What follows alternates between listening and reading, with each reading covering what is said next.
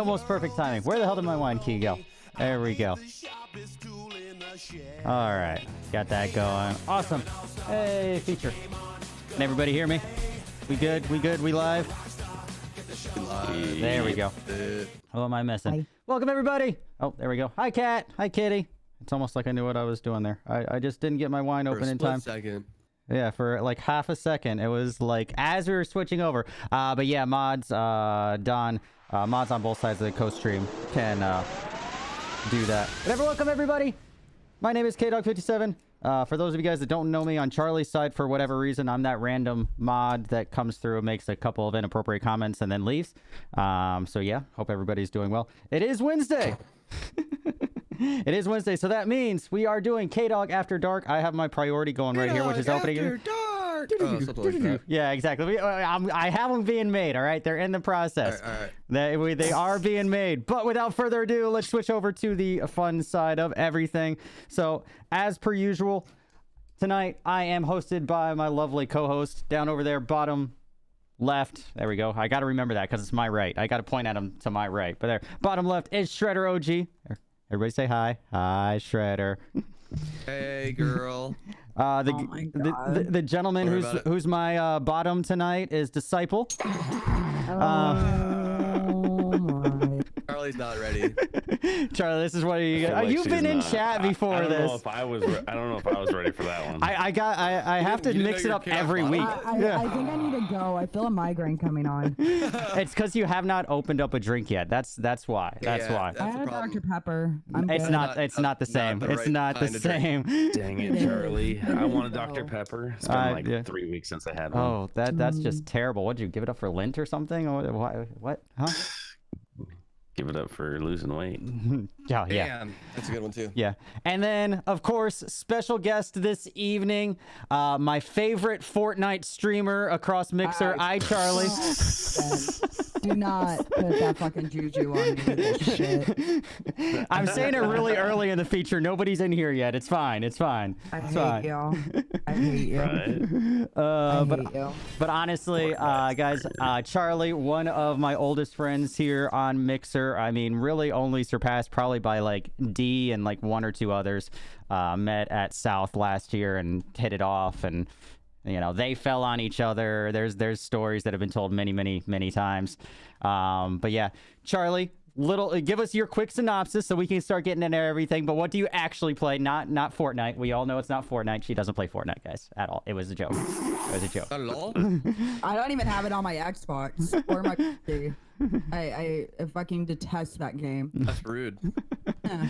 Well, I play I play a lot of Apex, some COD, Rainbow Six Siege. Those are my three main ones right now. A little bit of some horror games in there too, every once in a while when I feel like. I feel like bloody murder. Yeah, exactly. The screaming clips are always great. Yeah, they are sometimes. They really are. Hi, kitty. It's funny. I'm looking over at my side screen for you guys where I have chat during the show and everything, and literally K-Cat is sitting right above the monitor, just like looking back at me. So it's really, I'm looking at you guys and K-Cat at the same time. It's great. Nice. She's like, I want to be on the show. So it's like literally she's like sitting right above where Kdog After Dark is on the thing. So it's like all like we're being watched from above by her. Oh, here she comes. It's adorable. Creepy. It's really adorable. Yeah. Cats are creepy. Cats are great. Creepy. Yeah. Cats are creepy. I'm fucking telling y'all, cats are creepy. My old roommate had one, and that cat would fucking sit on top of the fridge, and anytime we cooked, and wait for us to jump down on us. And anytime we would cook, the cat would jump into, like, it could be a pan of hot ass food that's still like with the heat on, and the cat would jump into the food. Jesus. Weird. Yeah. Wow. That's interesting. And I mean, I like both cats and dogs. Highly allergic. So I like kitty cats. They're nice. Look at that one. I like that cat, but that cat can stay with you because I will die if it comes near me. I can stay with you. Yeah. And she looks great over. It's like Snow. She looks great over on the other side of the screen. Yeah. But yeah, for anybody who is new and coming into the channel, of course, welcome. Like I said, so we are doing Kdog After Dark web show. As we're going through, it'll be in chat and everything. We will be responding to chat, maybe not right away every time, but I always like to say it at the beginning. We are live talking about these events and everything consistently. So of course, if we don't touch on every little tiny thing, we will circle back on it. So it's kind of like we merge the chats so that way kind of get a general feeling of everything.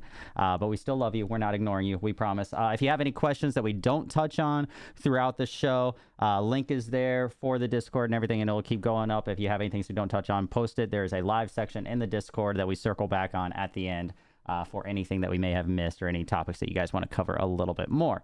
There we go. There's our little asterisk at the beginning of the stream. Moving on to all the fun stuff. The two big things, the one I didn't even put in chat, but I figured you guys, we could touch on it really quick. Of course, big news today. E3 canceled. E3 canceled. NBA just got canceled too. Really? Yeah. What did? Apparently, the entire freaking the NBA season has been completely canceled. Wow, I missed that. Europe is canceled. Announced. Oh, wow, really? Yeah, they canceled the whole thing. Wow, that's insane. Yeah, that's quite. That's bigger than E3. I was gonna say, yeah. I was like, okay, E3's canceled. That's huge. We all knew that was gonna happen. Yeah, that's what I was reading. Buns had just told me, she's like, yeah, the NBA just canceled their season. Like right now, they just announced it. Wow. I'm already starting to see it. You know, obviously not getting too in touch with the topic itself. We were talking about it a little before the show, but obviously it's starting to hit me. Everybody knows I work for a theme park. We don't get sick because we all stay at home. Yeah, exactly. I've been practicing this. The introvert side of me has been practicing for this my whole life, so it's great. Right. Yep. I am prepared, but I'm definitely starting to see it on my side. But of course, the E3 side of it is huge. We're going to talk a little bit about the GDC thing and everything on that. But that's wow. Did you see what Jessica just wrote? Just read that Tom Hanks has it now. D just said that like 5 minutes ago. Did nobody hear? I missed it. No, I missed it. Okay. It might have been while I stepped away for a second. No, you were talking. Oh, well. Okay, nobody pays attention to me. Just because I talk, I don't listen. No, I totally missed it. My bad. Well, okay. I almost kind of want to make a very bad joke, but I'm not going to. Alice heard. That's what matters. Yep. That's what matters. Yep. But of course, that's the big thing. We'll talk a little bit more about the GDC side of things when we go back over to the news thing. But of course, E3 canceled. I think, Charlie, you had a media badge. Did you get one this year, I assume? Yep. So I just got it. And the weird part is that I know somebody who got their email last night at 10 o'clock at night, and they canceled it this morning. So it makes literally no sense. I mean, I got my email last week saying that I wasn't getting a pass, so I was like, all right, cool. So I wasn't going either way, so that's what I got. Okay. Yeah. You and I are going to have a conversation about that after stream. Because I got denied. Yeah. There's yeah. I think I know why y'all got denied, to be honest with you. I think it's their follower count. They have a minimum of 20,000. Bullshit. I know somebody who has 900 followers that got it. So bullshit. That's crazy. Yeah. So many things were canceled. Of course, like I said, we've been talking about GDC and everything the last couple weeks, so we'll touch that a little bit more. The other big news this week, of course, it dropped yesterday. I'm sure everybody has already played it at least somewhat, except for Shredder, because I haven't seen him play because he's busy living his pirate life. But Call of Duty Warzone new BR dropped yesterday. Before we get too much into it, first impressions, like it or don't like it, just simply put. D, like it or don't like it? Thumbs up. I like it. Like it, Charlie? I like it ish. Okay, all right, and Shredder, of course, reserving. I don't have a direct answer, but I did go around and I was asking everybody who had been playing it if they liked it, and the number one thing that they said, which I had a feeling was going to be a thing, is lobbies take forever to get into right now. See, I didn't have that issue. Okay. Like 2 minutes at most, but I also got really sick last night. So I only played like maybe 5 games, and I ended up getting really sick. And I was. I also asked this question yesterday. Like, so it might have fixed. Maybe they're having issues at launch. You know. Yeah. But I can't give an opinion on it because I haven't tried it. Yeah. So and that's just how I am. On the lobby side, I think it might be longer lobbies if you're not loading in with that full group of 3. Because when I did do the couple games with a group of 3, lobbies were super fast. When I was solo queuing, it took me over 5 minutes a couple times. So Me and Don played last night for the first 2 games that I played, and we didn't have any issues. It was still 2 minutes tops. Story of my life. Your internet it's just shit. Oh my god. Anyways, for those of you guys that haven't touched, those of you guys that have not gotten into Warzone yet, main thing is that honestly this feels more to me like a COD BR than like Blackout every day. It feels like you're playing COD. It is a little bit more simplified. 150 player lobbies is one of the big things there. The big difference, the other big one, too, right? They did a lot of things. The Gulag is the other main difference. So 150 person lobbies, 3-man squad teams. There is no solo, there is no duo. When you're winning a lobby too, you're playing team deathmatch sort of. It just doesn't count for anything. Yeah, I'll get into that. I don't. Yeah, but you still get points for it. You still get experience. Points. Oh, do you? Yeah, okay, which I don't quite. I actually like that. I don't like the pregame lobby. I hated the people in it the. gives you something to do while you're waiting. Yeah. At least it means something now. Yeah. Right. I get tired of hearing the in my ear because everybody just runs up with a freaking shotgun like in PUBG and just starts blasting you in the fucking exactly. And that's like it's always annoyed me since then. It's like, all right, just let me stand around and do my thing, you know. Charlie, where'd you go? Charlie disappeared. Bye, Charlie. But yeah, so and then like the Gulag, of course. I like that. Is the new thing, which what that is that if you do get killed, the first time you die in the BR, you get to go into the Gulag, which is pretty much a 1v1 gunfight almost, on the Gulag. For if you guys ever played gunfight in the Modern Warfare thing, you just load up. It's just you load with a pistol, shotgun, whatever it is. You just charge. Whoever wins that gets respawned. Yep. Okay. It's a lot of. I like it. Whoever you go up against, right? Yeah, it's somebody else who died. You're just somebody. You just can't go against your own team. Yeah. Well, you can't, and then while you're actually waiting for the Gulag or waiting to go on your turn, you actually are around it watching, and you can throw rocks down into the match and fuck with people. Yes. I have a thought. You have a thought? What if two people don't kill each other in the Gulag, and they just keep everybody else in the waiting area? They both after a timer it times out, and then nobody gets respawned if nobody claims the. I would totally like start teabagging and be like, let's keep everybody else stuck in the Gulag. That way, luckily they planned that out. They thought about it, son of a bitch. Yeah, no, there is a timer, so it goes into overtime just like gunfight. And then because I happened to see undercard last night, and it happened to him. No, neither of them claimed the flag in the center. And then neither of them got respawned. They both lost. So you have to. It's either win or don't. Like there is no thing. So I think I really like the Gulag factor of it. I don't know if there's a cutoff for the Gulag, though. That being said, like, can you live all the way up into the final 2, get downed really quick, and jump back in? Like, no. I don't know when it stops. The Gulag doesn't work after I think top 10. Okay. I didn't know that because I hadn't run into that. Kind of sketch too. Like, that's what I was thinking. Your top 3, it's like a 1v1v1. And the guy in third dies, then the guy in second dies, and then the guy in third kills the guy in second, comes back. Yeah, and that's what I was thinking. I didn't know if there was a cutoff. I was hoping there was. I had not experienced it. I didn't have an answer to it last night. Oh, after the third round? Interesting. Cool. Of course, if you do lose in the Gulag, or just if you die again, you can be respawned throughout the match using money. So it kind of has the old like payday thing. Where there's a lot of money in the game, like laying around, and then people will carry it, and then you can buy kill streaks, you can buy respawns, you can buy other things, loadouts at money caches throughout the map, which is it's a cool little concept. I like it. It's definitely a simplified overall BR. I think now. What about the speed? I think right now it's good because there's 150 people personally. I think that it's pretty constant. I think the issue, even with 150 people, might be where it's going to. You know, a month from now, not even, is where we're going to have to analyze the speed, in my opinion, because every BR, everybody lands all around the area at the beginning because they want to explore. But in 3 weeks, you know, once everybody, you know, everybody is going to be dropping Skulltown, and then, okay, what happens during that mid-game? You know, whatever Skulltown is, whatever prison is, whatever school is, you know, whatever those are, you know, these are the best places for loot. What, you know, in 2-3 weeks, how is that mid game going to play out a little bit there, you know? So I'll wait and see. Right now, I think it's at a decent pace, especially with the respawn. It seems pretty decent. You know, that fine.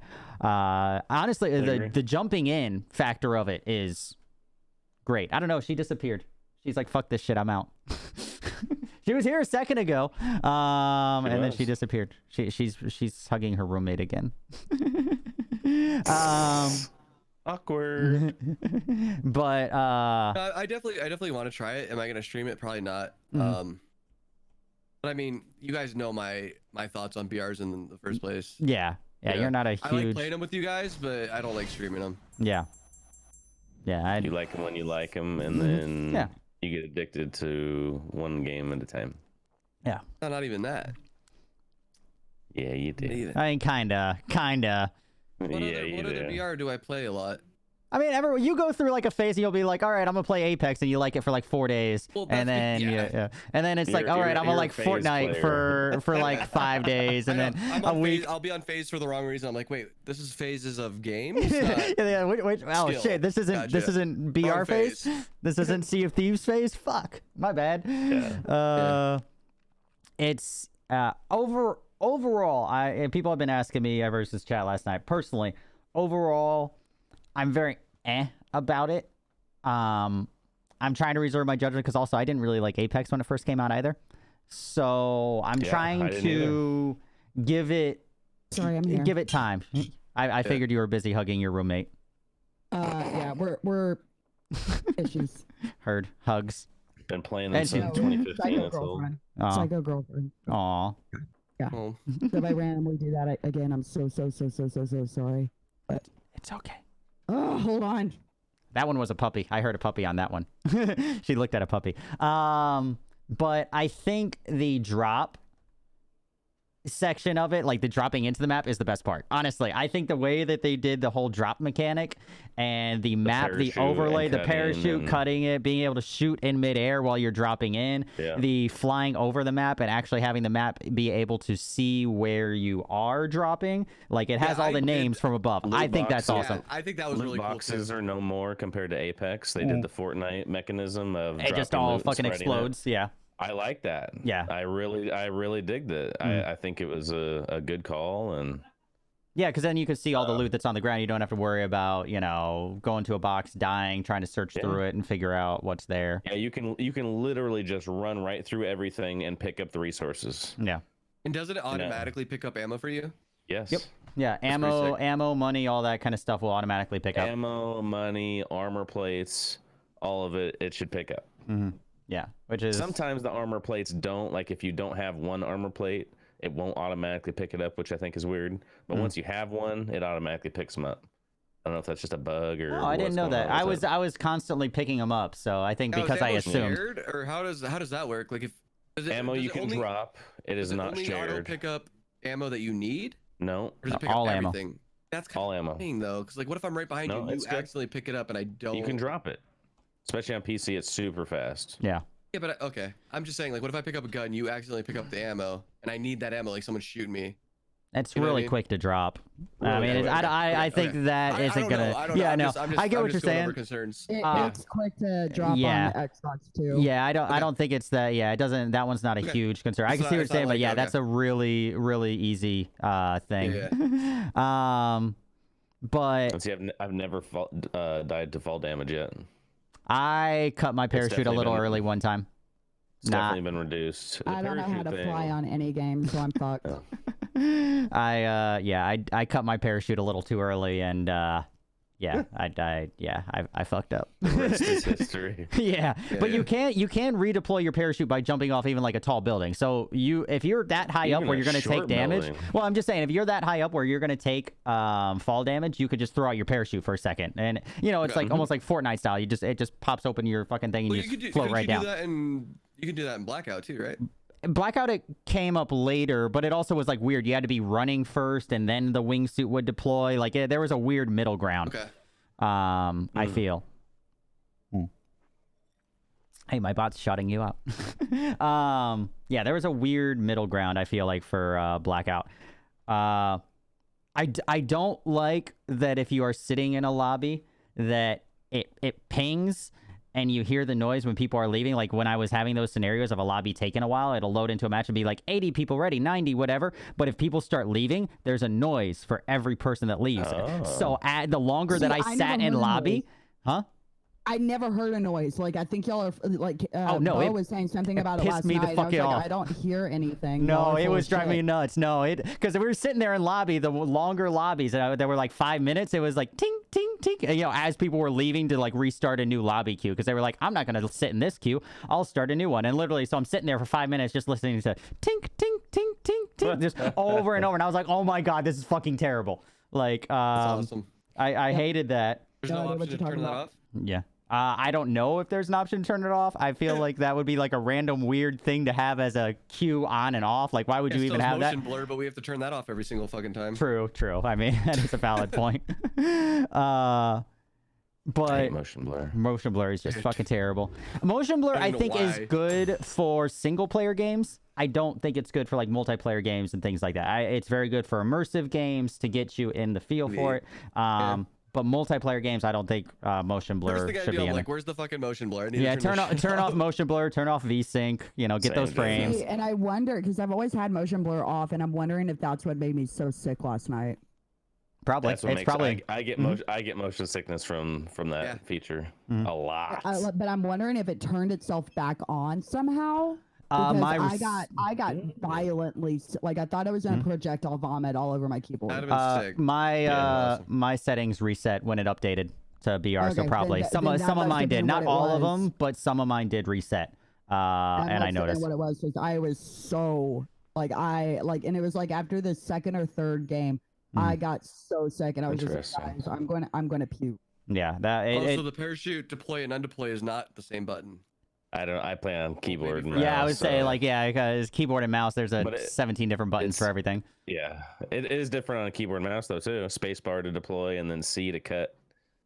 Mine's C, whatever your crouch is. Control is my cut. Yeah. So. It still is a different button. I could see that where you think it would be the same. I don't know why you would want it to be different. So I could see that. Yeah. I could see that. I don't have any opinion one way or the other, but yeah, like spacebar to open, spacebar to redeploy. Like I don't see why it wouldn't be the same. I never thought of it. I could see that, like an argument either way. I could see it too. Yeah, I don't. It makes no difference to me. I never even thought of it. The post lobby screen or the post game screen is way too fucking long. You're sitting there after you die, after everybody dies, just watching it go 500 looting experience, 600 exploration experience, and then counting up. 300. Well, and the thing is if you're not team leader, and we figured this out last night, if you're not team leader in your game, you leave your squad as well. Correct. Yeah. Yeah, it's the post lobby needs or the post game. So that's something they're probably gonna fix. They're gonna have to, yeah. The post. There's no way that you can't skip that shit. Yeah, so because you literally have to watch that to see where your damage is. If you leave before all the experience counts up, you don't know how many kills you had, how much damage, any of that. Because they know that's what you guys care about the most. Is yeah, the damage. So yeah, they're like, sitting. We're gonna put that shit last. Yeah, and I'm like, if I was a dev, they do too. Mm-hmm. Yeah, it's ridiculous. The cinematic to the gulag you can skip at least. I did see that. You can skip that. Yeah, you can skip that. But yeah, I don't like it. Sitting there and watching the experience count up is just annoying to me. I'm like, I died, I lost. Let me see how much damage I get. Why are you making me sit through? I don't pay attention to loot. It. I don't think I paid attention to it at all when I was playing it because I don't know. I'll check it out later. It's not Whisper. Apex. So I have a whole different setup for tonight. That's so funny. But yeah, I think, you know, because what you care about after a game is how much damage you did, how much damage your team did, whether or not you did more damage than your buddy. You know, that's what you're, and then it's like you have to wait 30 seconds for it. So I made a comment on your tweet in my channel today. And I just, because I laugh because it's always like when I'm playing with you, D, you guys bicker at each other, and it's a joking bicker. We bicker? Dude, Nah. you guys bitch so much about, oh, that's my kill. Motherfucker took my kill. Myself, like I told my chat, I was like, who the fuck cares as long as they're dead, right? I was like, I want my 20 kill badge, damn it. I do not give a fuck. But Kdog, I've never heard someone care so much about a kill than him and Disciple. But he doesn't really care. I know, it's all, yeah. We like to push each other. Yeah. I just laugh at it. Somebody steals my like, oh my god. Mac. Mac. That's Damn slut. But I basically said, I was like, if Kdog yells at me for stealing a kill, I was like, next game I'm not gonna pick up a gun. I'm just gonna let him do everything. No, I joke about it, but I don't really care. I always say, you know, the greater good as long as they're dead. But you know, if it is one of those things, like if they're like literally one shot and I have it and I'm full health and you come around and go poke. Yeah, but I don't know that. I don't see your I know. I'm not like, oh, is he full health? Let me make sure. Okay, he's good. I'm not shooting my weapon. No, but I think it is stupid that if you down somebody and they're down on the ground and your teammate or anybody finishes them, that other person gets the fucking kill. That's silly. Yeah. Oh, that's what that is. That's stupid. That's I fucking don't stupid. Like that. I misunderstood. I thought you said that if you got the kill when they were down, you got points for it, and I was like, "What's wrong with that?" No. Disciple could down somebody. Okay. I could run around and shoot them while they're down. Yeah, exactly. Somebody could. Kills. Yep. Let's go. Yep. I'm gonna end the match with 2,000 damage and 0 kills. Yeah. Just run behind me and finish everybody off. It's like college. You're full of Finish shit, him faster. You're full of shit, Mac. Yeah, exactly. I don't do that. That's not me. Okay, buddy. Dude, that's so fucking funny. I can pull up some VODs too and clips if you really want me to. Here we go. The salt is real tonight. After the web show. When we go to the rehash part, the non-YouTube part of it. That's always when it gets interesting, when we end the web show. For these of you guys that really want a fun experience, once the web show is like done, and then we hang out for another like 20 minutes afterwards bitching, that's the fun part. Yeah, I still need to like little alcohol in our systems. It's good times. Yeah, once that's fun, and then everybody makes fun of me for going on long 20-minute rants about wine or whatever it was that like happened 2 weeks ago. So I paid for college. Yeah. We'll have to do a compilation of that. Me sitting there and talking about my fucking pool. Yeah, fucking. Well, you guys get me going on a rant, all right? We do. We push your buttons, and it's the best thing ever. Flick him in the balls right now, okay? But yeah, exactly. Yeah, but I mean, overall, I think. The dying in pregame lobby, it gets you experience also, which gets added at the end of the match for you to watch. That's weird. That shouldn't be a thing. I can't even land to kill somebody in the pregame lobby. Like, what? Yeah. Yeah, so in the pregame lobby, you actually get experience for those kills in the pregame lobby. I don't think it counts as a kill, but you do get fucking experience. Yeah, I never even load into it. I'll be like flying in the air and it's like straight into the game. It's like a split second. Nope. I'm like, oh my god, I'm falling. Yeah, and then if you're in that pregame lobby, you get experience. Whatever. So have you shot anyone while you're parachuting yet? You drop the parachute, your gun comes out, and you shoot them while you're falling. That is amazing. That's gonna make some good clips. Can't relate. Oh yeah. That's gonna make for some good. So much fun. I tried to one time. I did not get a kill off of it, but. I really like the drop mechanic. Honestly, the one thing I will say straight out the gate is, I know I already said a little bit, is the intro, the map, the jump from the plane, everything. I think that is my favorite part about the game. There's pros and cons to everything else. Gulag seems solid. Now that I know that it isn't after like the 3rd round or whatever, I like that a little better. Like I said, that'd be weird if you were top 3. Yeah, I wasn't sure how that. 3rd and 2nd fought, and then you could like go in and try to finish. That'd be awkward. Yeah.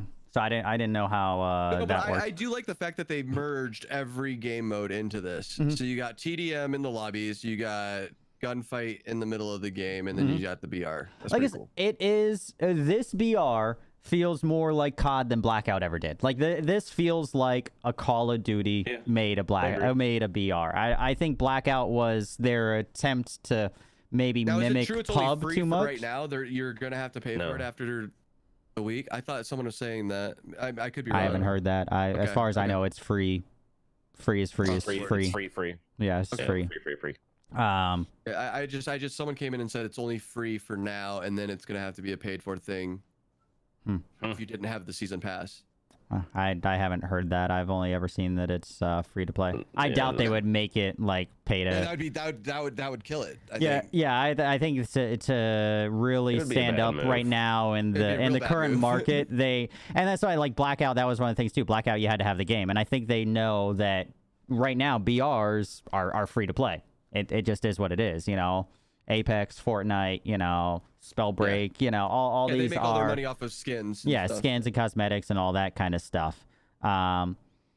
Speaking of skins in COD, I actually have the thing pulled up and I put it in our little notes thing. Do you guys see? We didn't talk about it last week, but the little Tamagotchi thing that got added on into Modern Warfare, and I don't know if you saw this, Charlie, because I play a little Modern Warfare a little more than us these days.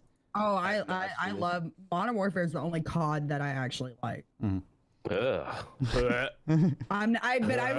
want to point out that I was never a big Call of Duty person, like ever. Ever. And I liked Black Ops 2, but I didn't like Tamagotchi. any of the other ones. Let me load you guys up here, and then you could watch too. There we go. Woo! Open you guys back up. But yeah, so this was added on last week, and I'm assuming because your cosmetics transfer into Battle Royale as well, it also will be on there.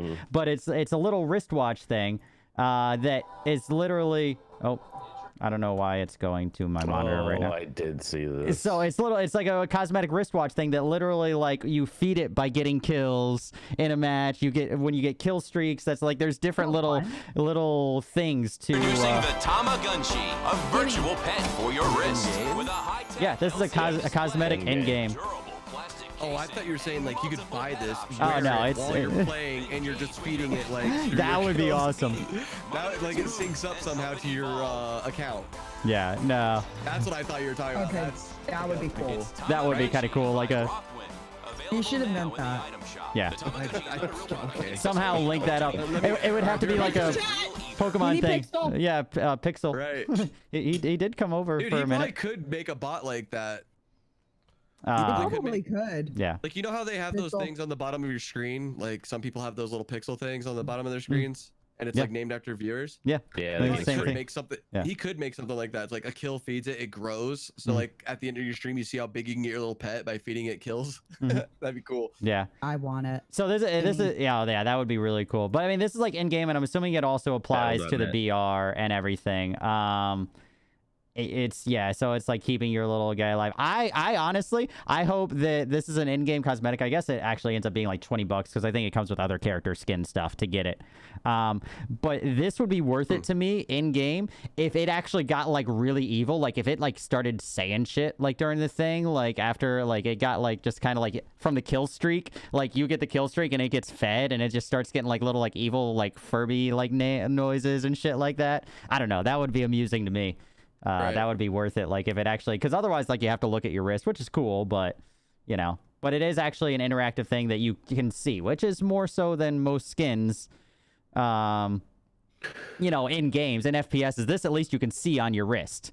So I mean, that's better than some skins, I think, personally. Yeah. I think it's kind of neat. It's cool. It's a cool concept. I think it's different. Yeah, it's a fun little just kind of. Yeah, because I tried to turn you guys on the other one on my button and it didn't work. I'm like, where'd you guys all go?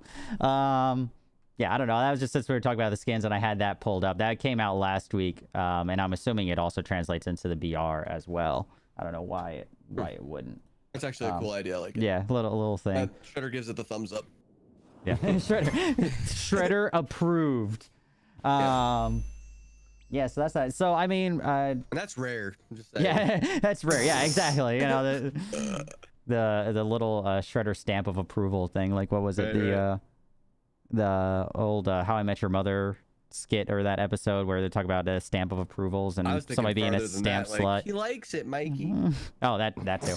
He really likes it. Yeah, but you know, not many of people are as old as us and might not get that. Yeah, well, for them, they can look it up.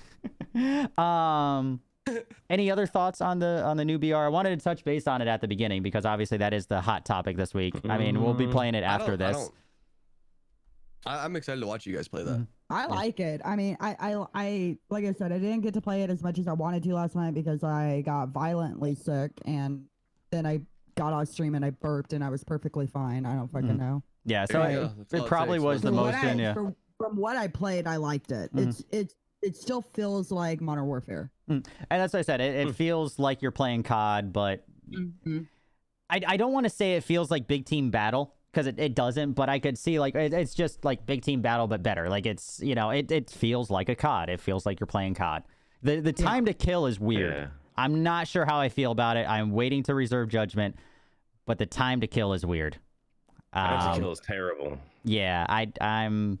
It's a Call of Duty. Yeah, it's a weird middle ground. Like I feel like I don't know, and maybe it's because I don't know the weapons from Modern Warfare, but when I picked up a legendary FAL and I popped a guy and it took me like 4 or 5 shots to break his armor, and then I popped him like 3 more times and he didn't die. I feel like a FAL should not take 8 shots to kill somebody. Like, I mean, I don't know. Like, especially, like, but also the thing is the legendaries are, I learned all of the equipment, the legendaries and the rarities only applies to attachments. It doesn't matter what gun it is or whatever. So that I didn't know. So it does not increase damage, anything like that. What's your question, Shredder? Okay. So how is the bullet drop? So I heard that they weren't doing Call of Duty lasers. Like you can't just laser someone with a sniper rifle across the map. They added bullet drop. I thought is what they said. There's bullet drop, but I mean there has been. I have. No, I know. Yeah. But remember when Blackout first came out? There wasn't. You could laser. Yeah, that Paladin, you just fucking put the 4 times on or whatever, and the Paladin. The Paladin was the only gun in Blackout that did not have bullet drop. At least. Not for a way. Yeah, you were on. Yeah, you were. It's not like crazy noticeable. I didn't. Yeah, the one time I thought there was bullet drop, so I think it's going to take some getting used to. I think there is, but I thought there was going to be more bullet drop than there was. Yeah. Because I was like, I think it's not as much as you think it is. Because like pub wise, I was probably like about 150, and also like not even pub wise. Like I've been, of course I play a lot of EFT these days. So like EFT, I was about 150, 200 meters out from this guy. I was scoped on. I put a little bit over his head, all that, expecting bullet drop. I clicked. Nothing, not a hit register. And then I fired 2 shots and I had to go down and I put it just center mass because I'm like, I'm hitting this guy in some way, shape, or form. But it's. I think it's there, but it's not as much as it should be. Because I was also shooting up. So that was like the other thing. I'm shooting up and about 200 meters away. I need to adjust for this. And it was so what about damage to range? Is that a thing as well? I think there is. I think there should be. Because you have in the Modern Warfare, you have the damage fall off or whatever as part of the stats for attachments. So I assume it's there. Haven't really experienced it hardcore. Yeah. I don't think we asked any questions about the actual combat. Yeah. So I'm trying that's what this is for. Yeah. We talked about like, do we like it? But we didn't really talk about like, is there a gun that's OP that you guys have noticed yet, or is it too soon to ask that? Is there a meta gun yet? I think it's going to end up being the same as Modern Warfare, whatever the standard, because they just loaded in the stats, it seems like, from standard Modern Warfare. So if you know what guns are really good in Modern Warfare and what you like running, you have an advantage, and you know straight out the gate, what's strong in this.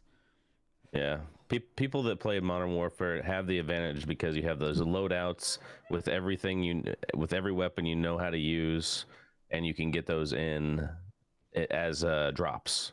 Okay. Yeah, that's another thing we didn't touch base on. So the drops that you can buy, or you can find out, like instead of like care packages, you have like loadout drops, and you can go to those, and it does have like and I just learned this at the very end of last night. So it has the standard ones that you're like, okay, and it gives you essentially like 2 legendary guns and legendary attachments, all that kind of stuff, and other shit, and it gives you this loadout. But you can also access your loadouts from Modern Warfare in general. So if you have played, or you can create them in this menu in Warzone, but your actual Call of Duty loadouts are there for you to take in game.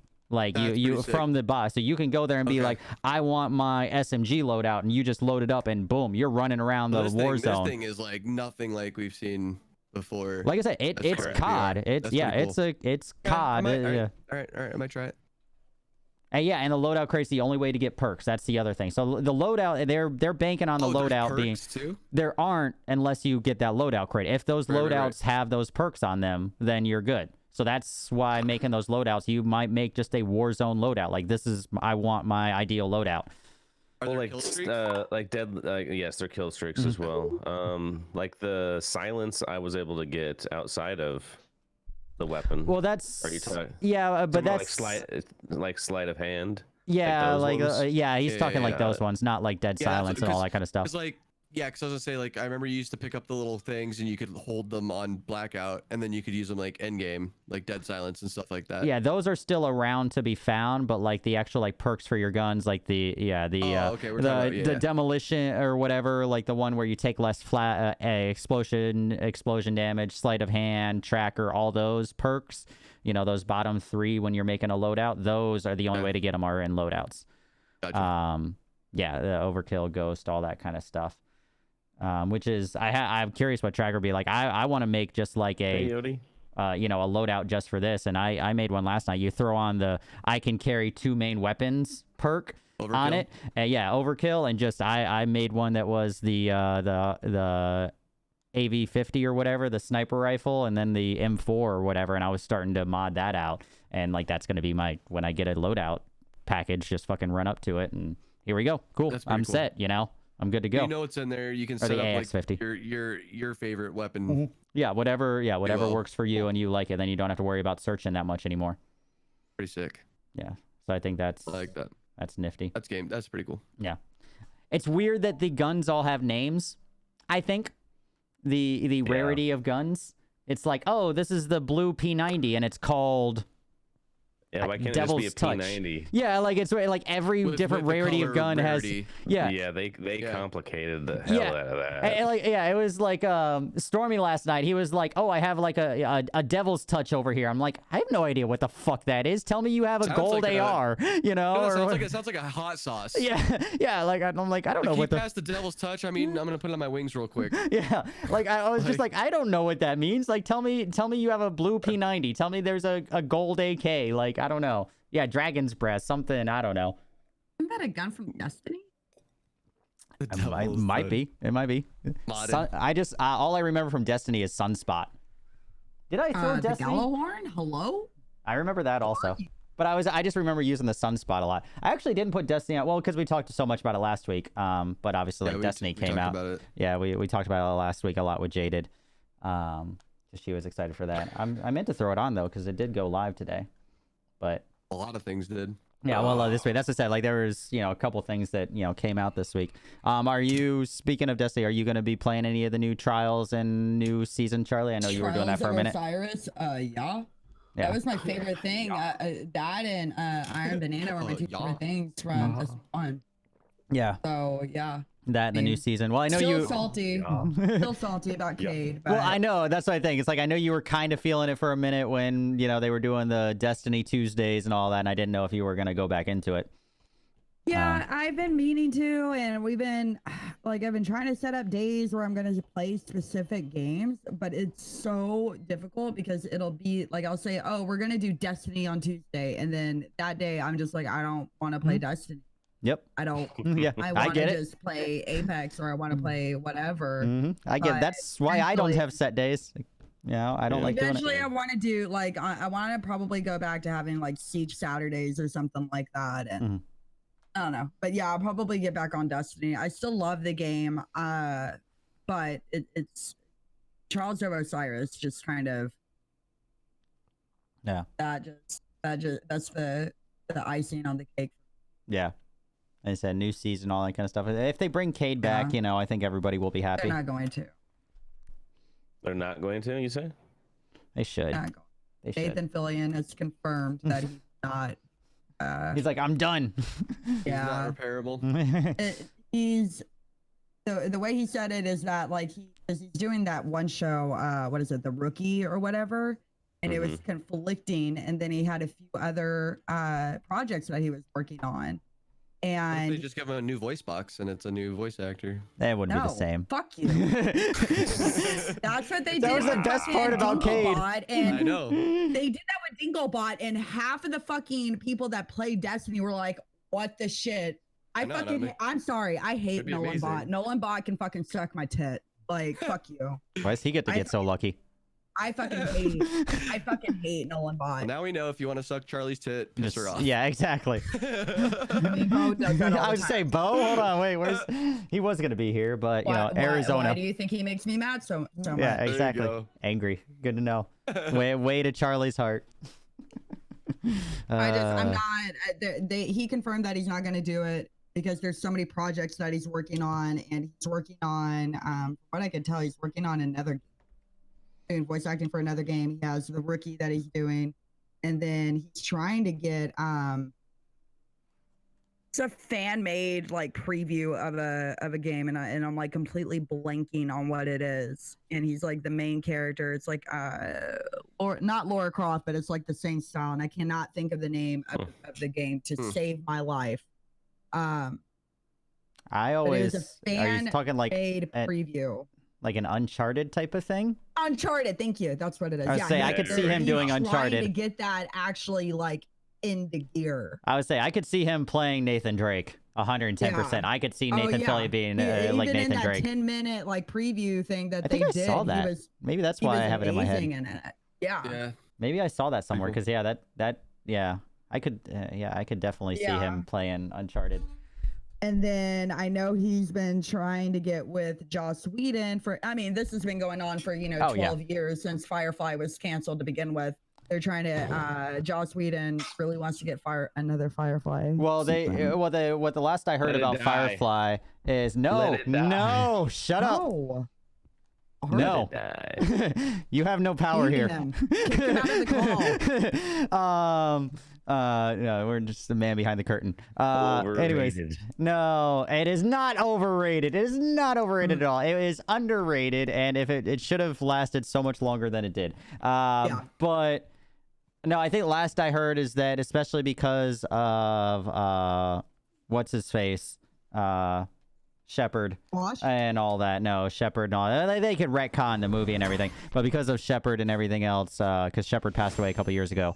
I think the last I heard he bought back he passed away in the movie. No, Shepard. Oh well, he was already there. But they were gonna say they could retcon the movie essentially and just keep it going.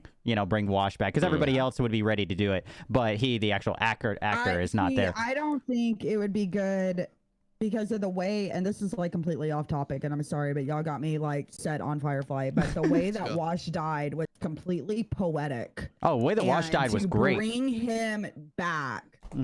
I would be pissed. Well, I mean, they could do like bring Wash's character back. I would be pissed. Now if they like brought Alan Tudyk and was like, "Oh, this is Wash's twin brother," and blah blah blah. Fine, whatever. It's stupid, but exactly. It's dumber things have happened.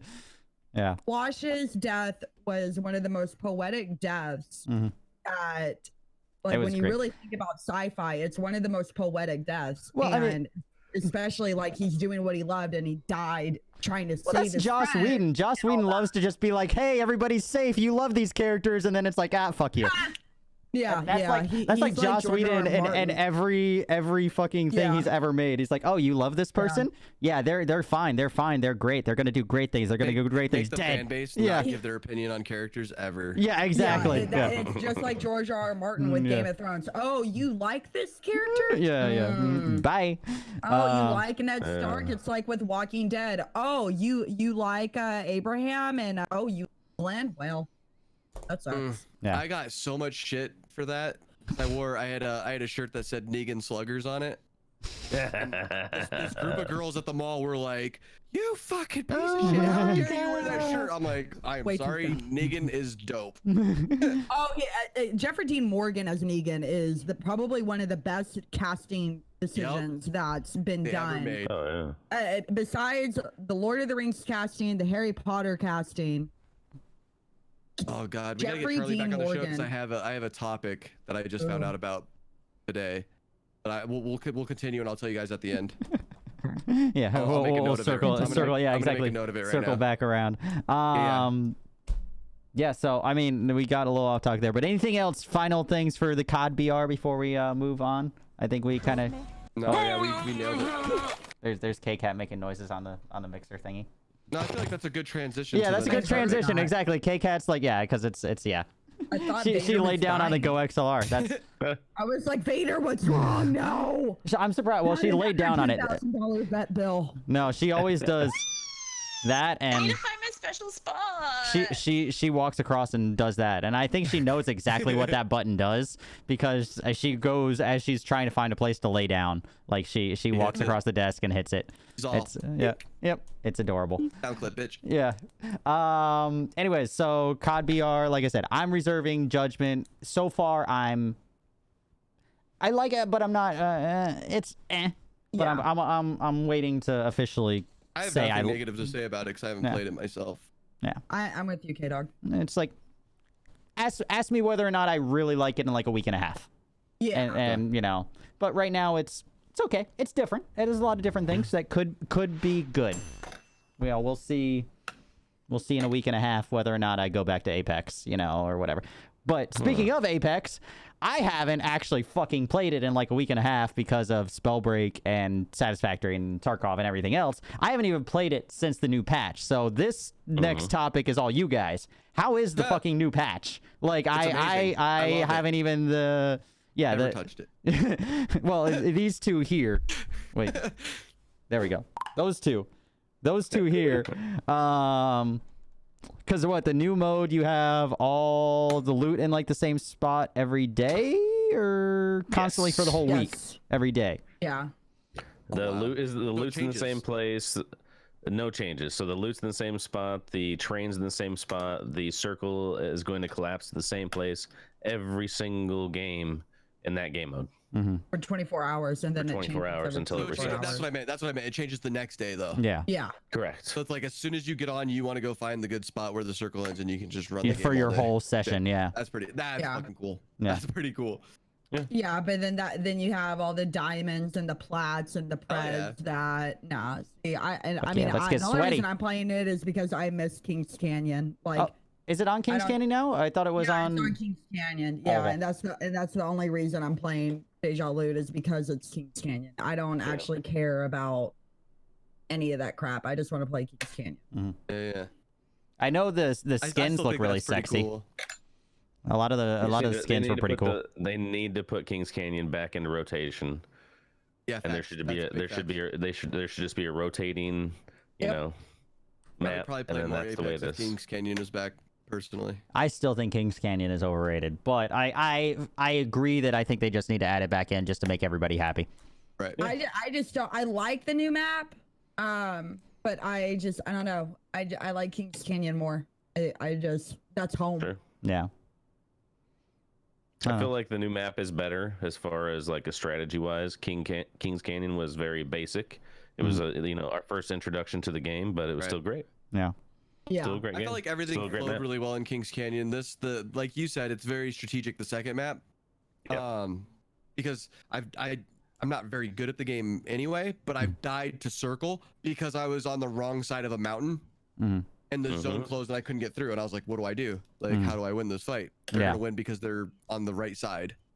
Yeah. I chose wrong, and You I felt like fucked that was up. kind of bullshit. Yeah, but I felt like it was bullshit because it was a 50-50 Yeah. chance that it could have gone my Yeah. way, their way. I Yep. get that. Yeah, and I get that 110%. I think both maps have their strengths and faults. I've always felt that Kings Canyon Agreed. hype has been overdone. You know, I think it's Yeah, somewhat nostalgia, but I think that I agree they should just add it back in. Just make everybody happy. Just Make people Well, happy. make, Give variety. you know, I'd say read somewhere. Go ahead. no, I would say I'd say a solid 2/3 of your player base wants Kings Canyon back.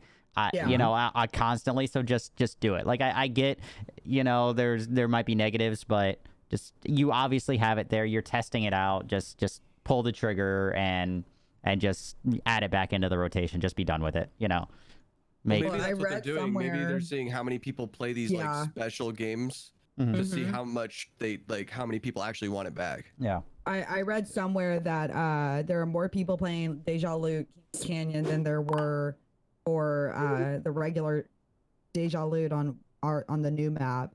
And then there was a record number of people playing Apex Legends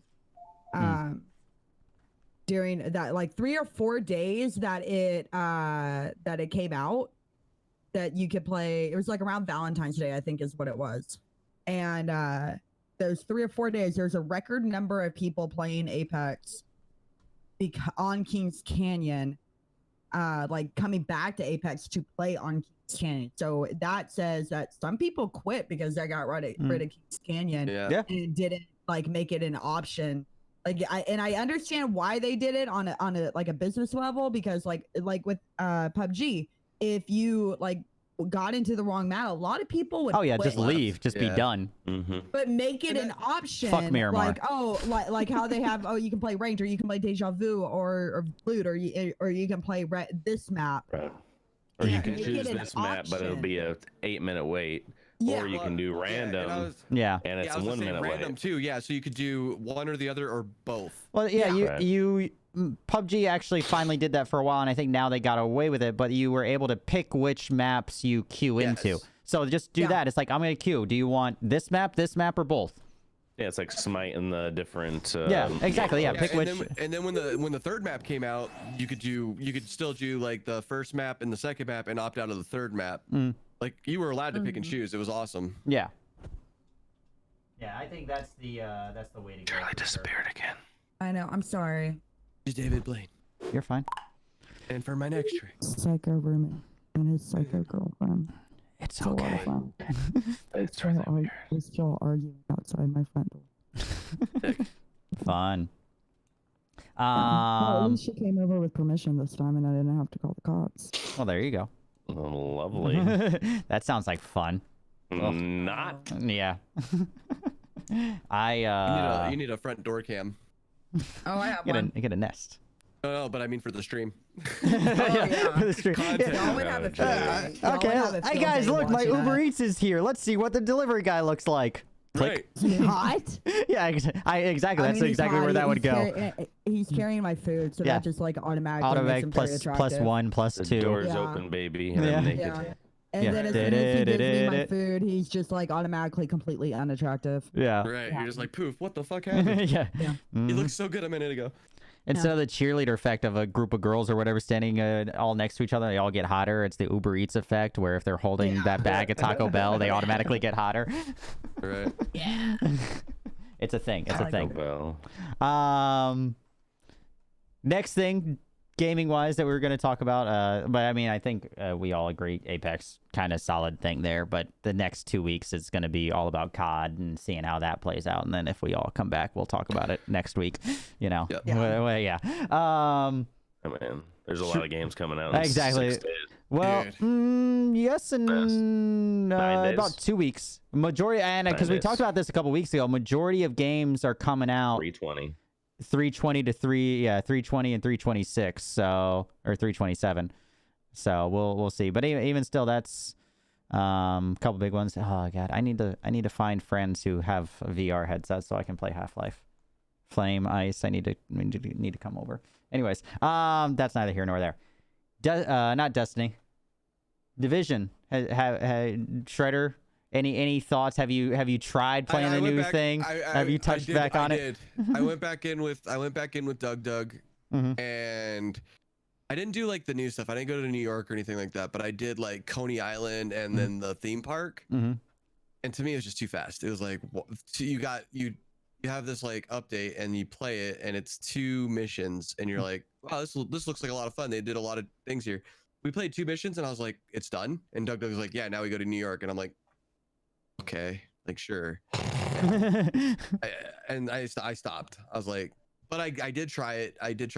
It still feels good. Like the mechanics are awesome. It's just for 2 full like new missions, it literally didn't feel like 2 missions. So it's 2 full missions on the base game, and then after that, you still have to buy the You still have DLC. to pay $30 for the New York. So it's Destiny. Yeah. Yeah. Destiny 1 all over again. Yeah, no, and so like I was like I don't know how I feel about it. Now the cool thing is they brought back enemies from the first division.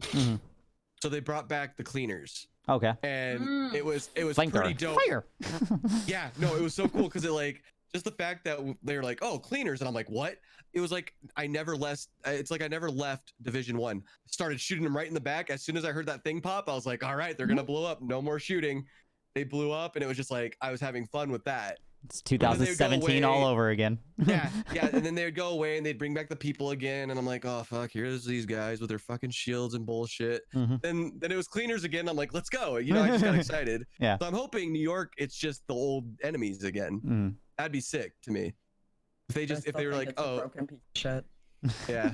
No, I agree. Like it's just. But it's our broken piece of shit. Yeah.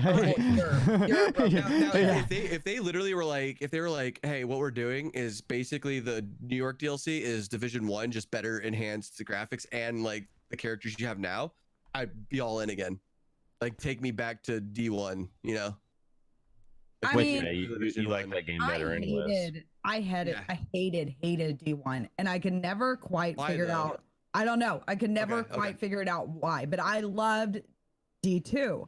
But it was when the first raid came out and they changed the like the day before the first raid came out and they changed a bunch of shit. And I can't remember what it was, but they changed like your armor ratings and No, I know you're talking all about that shit. And that just like turned me off.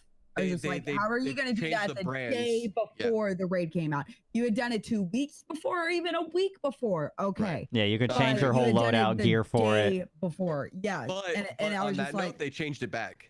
Just so you know. Well, okay. I didn't know that. They got rid of it. So yeah, because I was bitching about the same thing because it used to be you have to have like so if you wanted to make a gear set, you had to deconstruct that gear set to get the brand, and then you could go construct the same brand later. But you're destroying something that you're trying to build. I don't know. But now they changed it. Now it just goes. Yeah, there we go. Again. Yeah, no, it was that they nerfed all the critical gear, the crit gear before the day before the raid or the day of the raid. That's what it was. And that was just like, that's stupid. How are you going to change a whole you built your character around crit and then all of a sudden your character isn't viable? I mean, you know, it's the day of balance that could have been pre-planned for months. Yeah, but I agree they should have released that, you know, not the day of the raid, because you're going in, you're like, I have all my gear set ready for raid tomorrow, and then you load up and now World of Warcraft did that all the freaking time. Yeah, that is true. Yeah, but I mean, I hated that shit.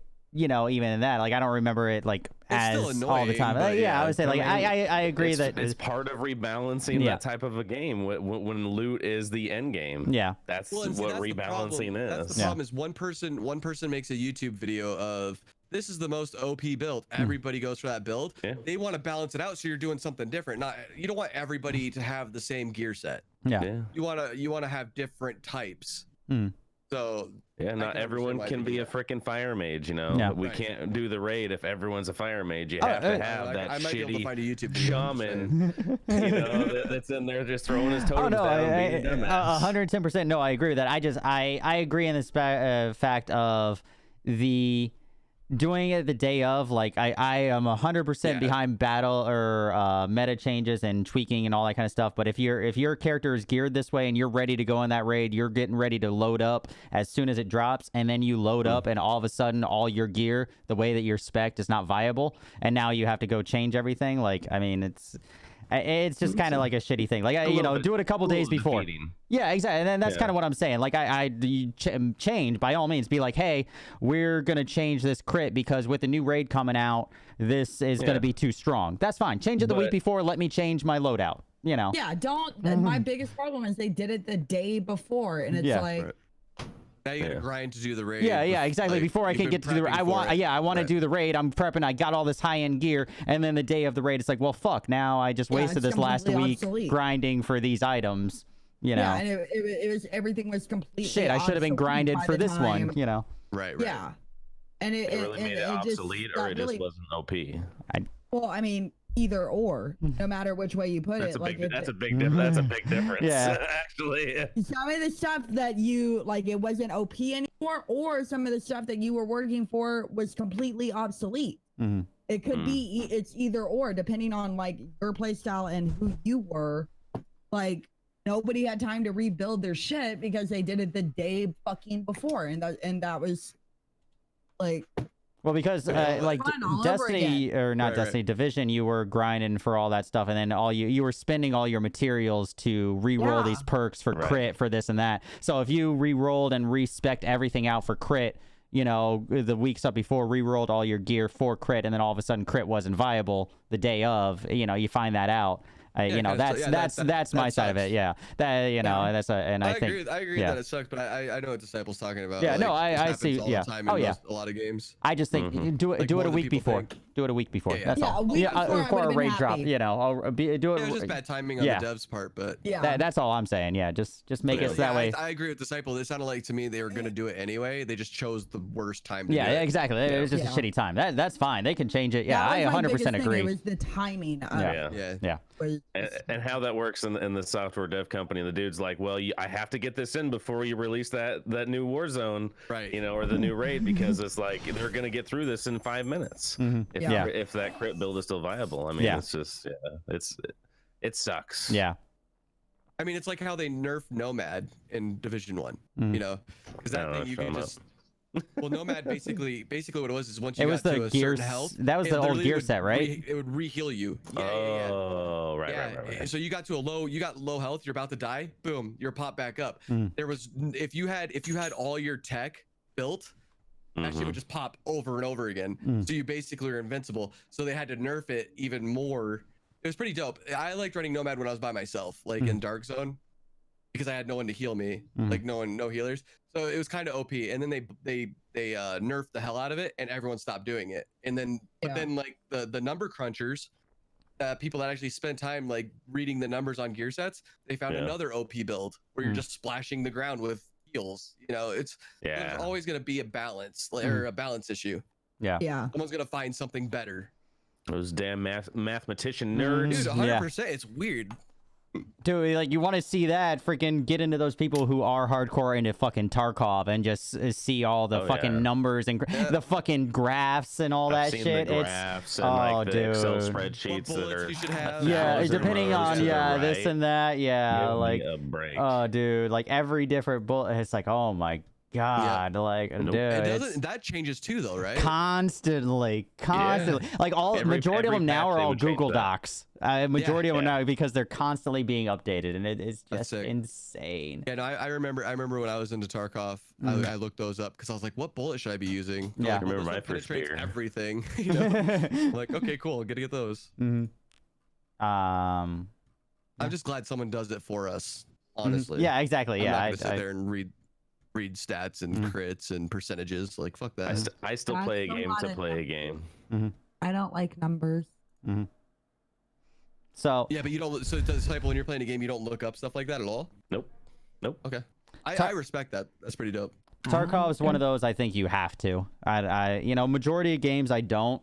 But Tarkov, if it wasn't for just the knowledge of it. Apex, when you know everyone's like, oh man, the R99, but if I wasn't good with the R99 in my hands, I wouldn't play it no matter what. At the end of the day, so I play the weapon in my hand. I agree with that, but if there's a build like World of Warcraft, you know, and like someone was like, oh, if you put this on your mage, but if that doesn't fit my play style, then that's not the way I'm gonna play. That's true too. Yeah, I don't want to matter. Yeah, but that's different. For me, I'm a D. It has more to do with my my play style than anything. Yeah, and what I'm comfortable with than anything. That's how I am for every other game except for Tarkov. Tarkov, it is one of those I think where you need the knowledge because it's a very sweaty, and if you're using the wrong ammo, you will die.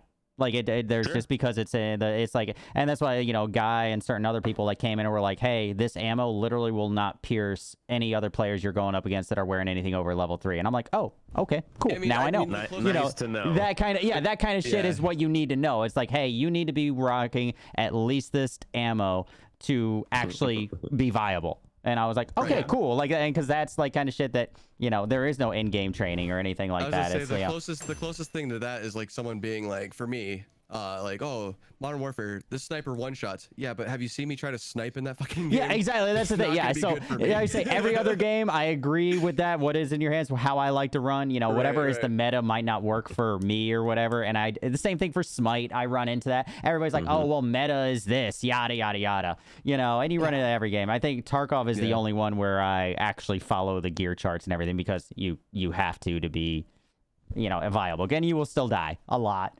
You know, every other game though, like, yeah, whatever works for you. You know, some people like the Prowler, some people like the R99, some people like, you know, hate the Prowler and the Hemlock. See, I like the Prowler. I'm trash with all guns, so yeah, I'll just punch people, I think. Yeah, that's great. You do a good job. To stay viable this week in the news here, I'll pull it up here really quick. Also, Battlefield, their BR and everything, Battlefield 5 for that game that like 5 people still play. Isn't that game dead? Yeah, yeah. But they released tank skins, so now you can cosmetically like enhance your tank. And well, we're never gonna see Dawn again. Yeah, I would love to put wood on my tank. That looks so sick. But now, like, if you do like, this is their little joke. These have actually been supposed to be in the game for pretty much the whole time that it's been out. Like, I think it was 456 days. I think I had in my notes that it says. Yeah, so that's the joke here with the coming soon and all that. But yeah, you can now mod out and make your tanks all nice and pretty because that's what's gonna keep Battlefield 5 relevant. Now with all this other Don't lie. It's not relevant. It's not relevant. No, that changes everything. Yeah, I'm quitting Sea of Thieves. That game hasn't been relevant since before it even came out. Worst $200 I've ever spent on a fucking game. You spent 200 G's. I got like the ultimate whatever fucking edition. Oh no! Goddamn fucking money I have ever fucking spent on a game. I am so sorry. Ever. I'm fucking furious. I mean, I've done that too. It's called Tarvok. But Charlie. Tarvok. Yeah, he always calls it Tarvok. There's like 5 people that call it Tarvok. It should be called Tarvok. But Charlie, now you can put wood paneling on your tank. Does that not make it all worth it? Fuck you. You can change the color of the wood too. You can change the color. I thought it was like I bought it before it even came out. I bought Anthem too. I bought Anthem too. We all did Anthem. Anthem was pretty. Anthem was gorgeous for 15 hours. But see, here's the thing. I got a free code for Anthem because I was a partner when it dropped. So I didn't actually buy it. And it's like so I did. and like God, that fucking game is honestly It's fun for the first like 10 minutes. Anthem was gorgeous and it was fun. No, hours. I would say it was great for 10, maybe 15 hours, and then it was the first 2 or 3 days that you stream it. Fucking great. Maybe Loved the it. first week. I felt like fucking Iron Man. Yeah, dude, it was beautiful. It was everything, and then after that 15 hours, you were like. Because you're running, what is it, Tyrant Mine? What the fuck do I do out? 1,000 times, and it's the same exact thing, the same exact little random encounters. Things in that game. It was. I don't remember anything about that game. I remember flying around and having a lot of fun as my warlock or whatever the fuck it was. Yeah, you could like. Yeah. Yeah. Kdog would always. That was. I think. Isn't that where Electrical Storm came from? Is that where what came from? Hold that. Maybe. I mean, I know I started saying it and all that, and I feel like, well, maybe that was when I started playing games with you. Yeah, maybe. Yeah, I think that's just when he started playing games. Then Hold that was like his go-to saying. Yeah, when I would like throw grenades or whatever, and all that kind of stuff. I remember you were always like up in the air just doing bullshit. It's like, I do that with my caustic traps. Here, hold that, you dumb bitch. Yeah, exactly. Jeez, so toxic. I'm toxic. Very toxic. That's why she plays caustic. Yeah. Right. Yeah. It's what it is. Shoots her. So I just thought it was funny. I mean, quick little one-off, obviously, about Battlefield 5. But, I mean, that's how it made the news this week was now, after over a year, you can actually put your skins and different skins on tanks. Wait, so people had these, they just couldn't do it? No, like they weren't in the game. Okay. They were supposed to be in the game for like over a year or like 450 days. People had them and they just couldn't equip it yet. No, that would be like, fucking bullshit. No, that was it wouldn't surprise me. Yeah, it wouldn't surprise me either. I did remember playing Firestorm once or twice, and I was like, okay, it's kind of nifty. It didn't hold. Whatever, but it was kind of nifty idea. The normal maps, it's the same thing. Yeah, essentially. Yeah, it didn't it didn't really work out too well. But that's how they were in the news this week. So yay. Nice. Good yeah. for them. Yeah, exactly. Still They're trying to keep out there. Bad publicity. Yeah, exactly. Yeah. Still irrelevant. Pretty much. Yeah. No, people are gonna go back to that game now. I swear. What? No The one's 15? going back to that game. Yeah, There's exactly. only 5 people playing it now, All right, we're so streaming it tomorrow. they're gonna chat. get another yeah. people to play it. Yeah, go to Shredder OG and watch him do fucking Battlefield tomorrow. I'll have one viewer.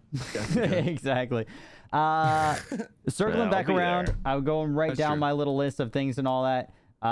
Circling back to what we were kind of talking about a little bit, just quick little getting back into the news side of things. Because normally you start with the news and then go into games, but obviously because of Modern Warfare coming out, I wanted to start with that. So we kind of changed up the order a little bit tonight.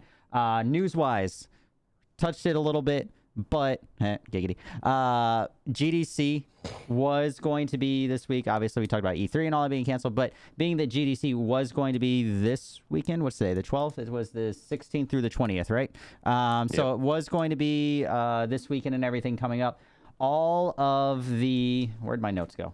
I got distracted, and I was talking. All of the kind of speaking sessions, the seminars and all that from GDC, all the talks they were going to have, a lot of the people that were presenting them actually still recorded them. They were asking all the people that were doing presentations to record those and send them in. So a lot of those talks that were going to be streamed at GDC are going to be streamed still this weekend on Twitch, on the GDC Twitch stream, live or actively from 9 to 5 Pacific time. So I think that's kind of cool. That's a lot of the nice. same panels that were going to be there at GDC are still going to be there. And even still, while it's live on the GDC website, if anybody was giving panels, so it's still open now. So there are some creators or developers that were going to have a panel that may not have recorded yet. They can still send it in to the GDC website and they can upload it to the stream. So it will be actively all weekend long, everything. So GDC, all the panels and everything that were going to be there are still going to be active this weekend on the Twitch channel, which I think that's really cool. Best of a bad case scenario. And I think that's what E3 should do. Like, there's already talks. That's probably what they're gonna do, to be honest. There's already talks I saw with, I think I saw something. I don't think it was Microsoft, but of course, like Sony. But another big developer already has planned doing that same weekend, pretty much their show, but locally and just streaming it, which we've said before is probably the future to even forego E3, but we're just kind of jump starting and doing a trial basis. But I think that's cool since GDC is... Blizzard already does it. Yeah, exactly. A lot of companies already do it. So we've talked before that this is probably the future, but now we're just, being forced into that future. But yeah, GDC, I think that's cool. So all those things. GDC, for those of you guys that aren't aware, is older than E3. It's been around since '88. I think it's the oldest gaming convention, but it's Game Developers Conference, Game Developers Convention, Conference. It's one of the C's. It's one of the C's. Conference. And so it's been around longer than E3. So it's a big deal, especially on the developer side. It's a little bit more like concessions. It's a little bit more information based. So if you just want to see just development, all the development side of things, definitely go check that out. I don't have the link for the Twitch channel because I couldn't find that. I assume GDC is going to have their own channel that they're streaming on. But it is going to be there. Yeah, I'm sure it's going to be probably on Twitch, like on the front somewhere. Would be my guess. Because I couldn't find an actual link for them. Sorry, Vaders. Charlie keeps telling me no, but Shredder. Anyways. Yeah, he can probably hear you saying yes. Sit. Hi, puppy. Sit. Sit. Hey.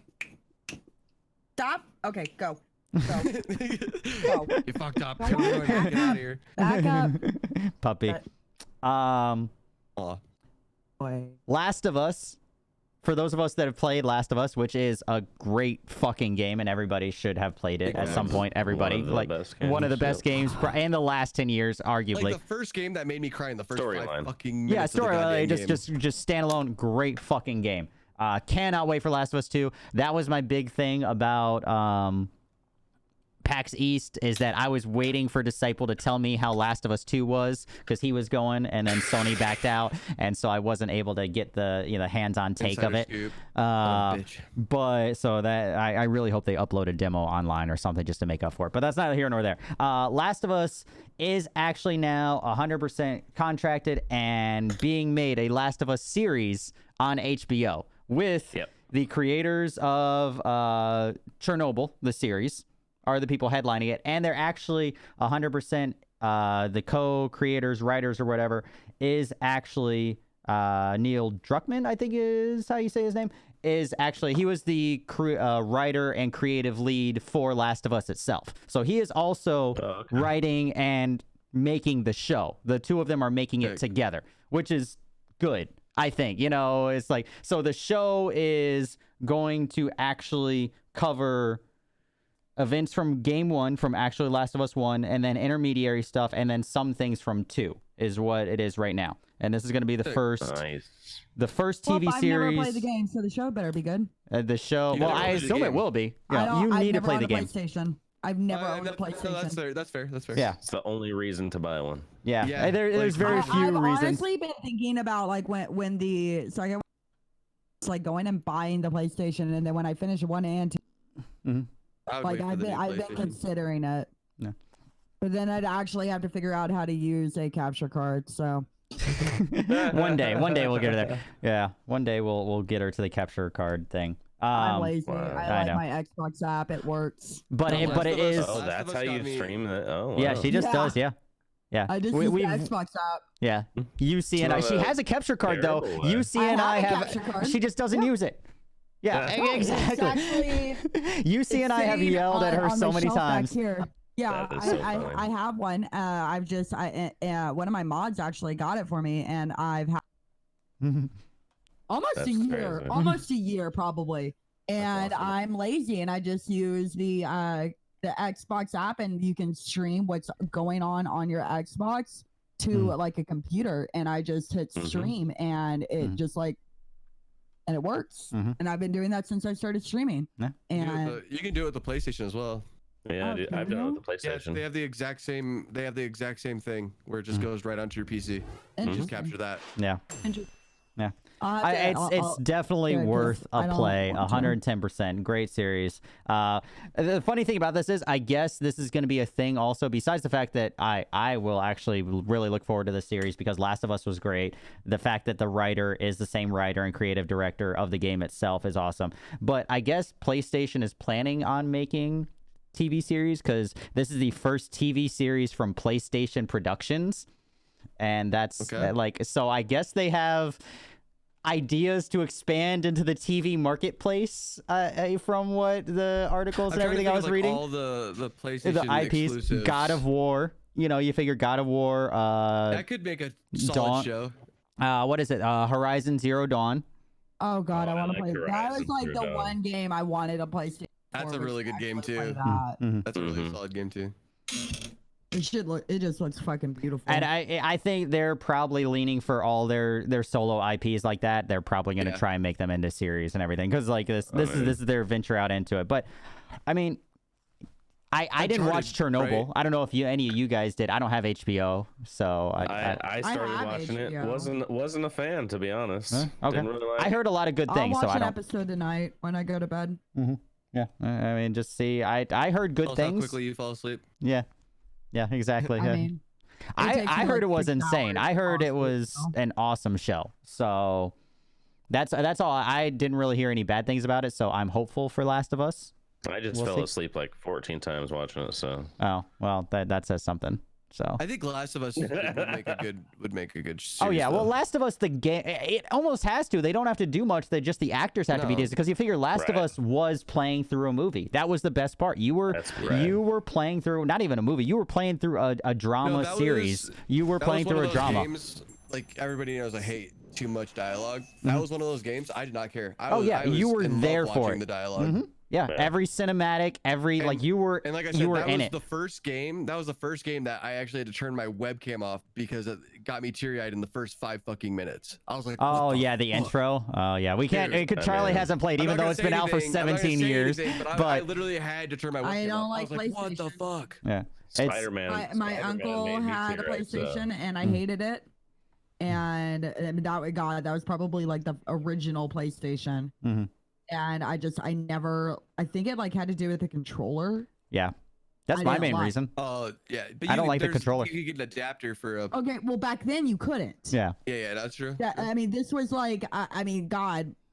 I'm just trying to say. He died right after. He died in 2002. So it had to have been the original PlayStation, and I did not like the controller, and that's why I just never fucked with it. Yeah. I mean, I got baby hands. Y'all seen my ring size is a 3. This is a 3. This is my ring finger. And yeah, I would say I have no idea what the fuck that means. Little hands. What is it? Is that like girl sizes where like you're like a size 7, but it's not like whatever? No, like okay. Do y'all know what your ring sizes are? No. What is your ring size? It's a 9. Okay, I have a 3. I'm a 3.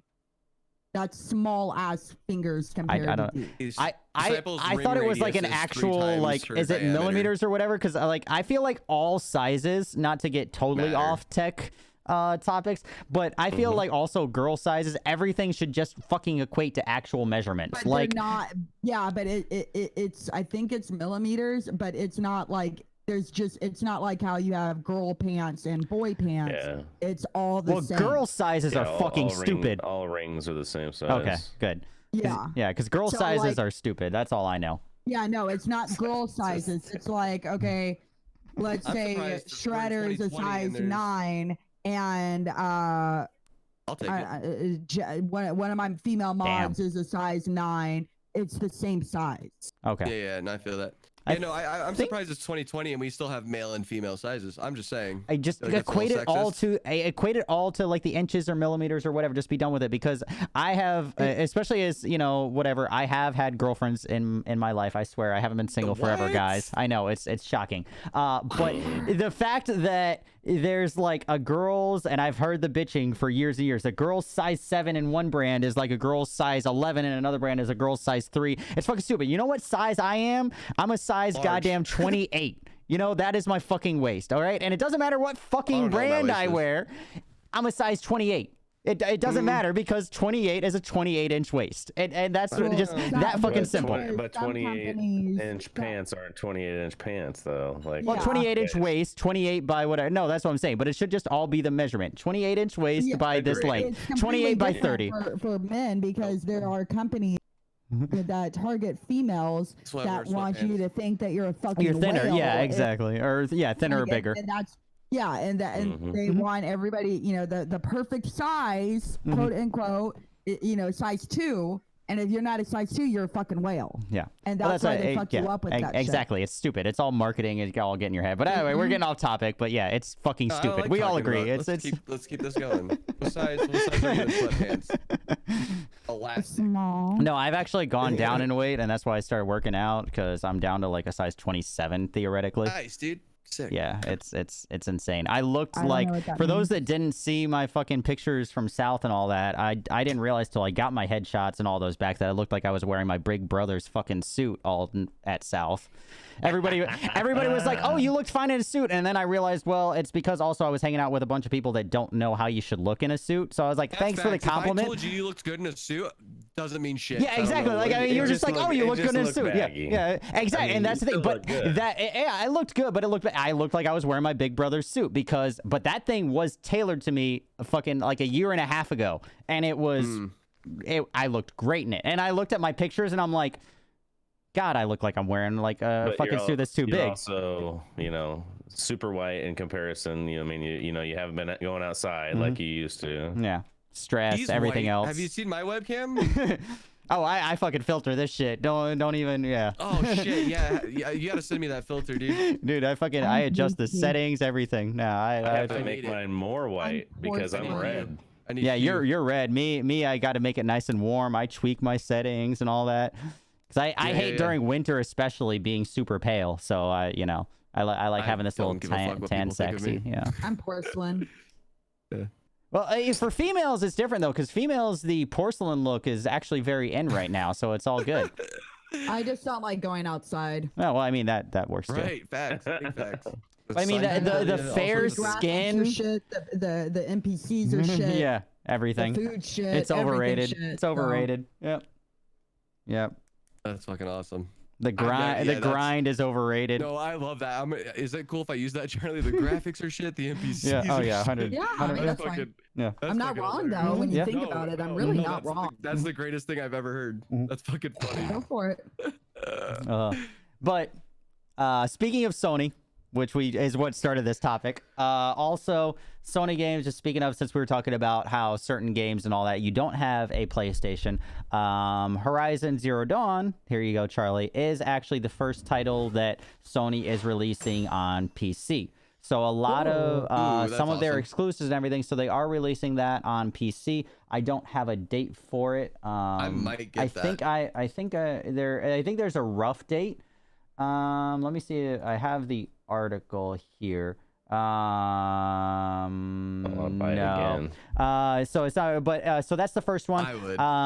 But it's the first one that's being released on PC. The main reason it's coming back up again, this was reported back in January, but Horizon Zero Dawn is coming to PC. They are not. The reason it popped back up this week in the news is because they wanted to assure people that those people that have PlayStations, not all of their titles are going to be coming to PC. They are trying to make a clear stance difference from Xbox, where like all their future titles are like, oh, we're on PC and Xbox. I think PlayStation right now is trying to be like, all right, that's not a thing. This is just in this article. Yeah, they're like this article, and then in the future, certain other games will be coming. They don't want to, They want to test the waters. Yeah, and that's what it probably is. Want to test. Yeah, see how it is received. But I bet you the graphics are going to be fucking. Oh yeah, and that's the thing. In the article and in this interview, they're talking about how Horizon Zero Dawn just fits. It would be a great game for PC, and that's how they feel. So this is their first one to really release onto PC. What the fuck are you doing? Stop that. Changing my color. I was like, what are you talking about? I'm like, I saw it out of the corner of my eye, and I'm like, what in the fuck is this fool doing? I love those filters. That's like my sub hype one. Freaking me out. Like when I do my sub hype and it's all over. Right. So I mean, in the future, I personally think that PlayStation will probably release majority of their IPs on PC as well. I think right now I agree that I think they're just kind of testing the waters, and also Sony is just being Sony, where they don't want to play with everybody because they are notorious for that. They like keeping everybody on their PlayStation console, but I think they're just gonna have to suck it up and just become cross-plat here in the near future. Yeah, they're going to have to because they're gonna get left behind. Where I read it, there are more people who, I think, because of the non-cross-plat, and what is it that Bo always says, that you play where your friends are? Mm-hmm. Yeah, yes, true. If all your friends are like, for example, Scarlet or whatever the fuck you're calling the new Xbox, a lot of people are going to be getting that over the PS5. Mm-hmm. And I know PlayStation players who are going to get the new Xbox over the PS5. Mm-hmm. And they have to do something. They're going to have to go cross-plat. Like, they're going to have to, because if more people are going to buy the new Xbox, they're going to leave their PlayStations behind. And that means losing money. Why are they choosing the Xbox over the PlayStation? I don't fucking know. I don't give a shit. Well, I mean, we talked last week or the week before about it's the main reason I play PC, is because you guys all play on PC. So I'm like, I mean, that's the reason I mained Xbox for so long, and that's the reason I even bought the PS4, is because I had friends on PS4. You guys know I would play more PC if my computer could handle streaming and playing the game. I have to get that dual PC setup. It's just, when will I afford that? Who knows? Yeah, it's I think that they're gonna have to jump into the new era at some point, and otherwise they're gonna get left behind. And we've talked and mentioned that, at least on my behalf, and I think Shredder kind of agreed, if I remember when we talked about it. This next generation I think might be kind of the last of consoles in how they are right now. Like the way that, you know, hardware consoles, there's a lot more cloud gaming coming out. I think this next generation is probably going to be the last. So I agreed with that. How we know. On the fact that like, since everything is cross-platform and consoles are starting to turn more PC-like, I think that you know, the Xbox does have mouse and keyboard already like compatible with it. Eventually it's whatever you feel comfortable with. You can play with a controller. It's just gonna be a cheap gaming PC. Yeah, essentially. Yeah, that's exactly what Scarlett's gonna be, is a cheap gaming PC. And then what's the difference? Saying that he's gonna buy the X instead of waiting the 6 months or whatever it is to get the fucking Scarlett. I'm like, dude, you're an idiot. I want the 4K gaming. I want the 4K experience. Okay, well now you have to go get a 4K. No, I don't. Yes, you do. No, yes, you do. And then what's the difference between that and in another year when cloud gaming and GeForce Now, which I don't want to talk about for the 17th week in a row, but there was more shit about that this week.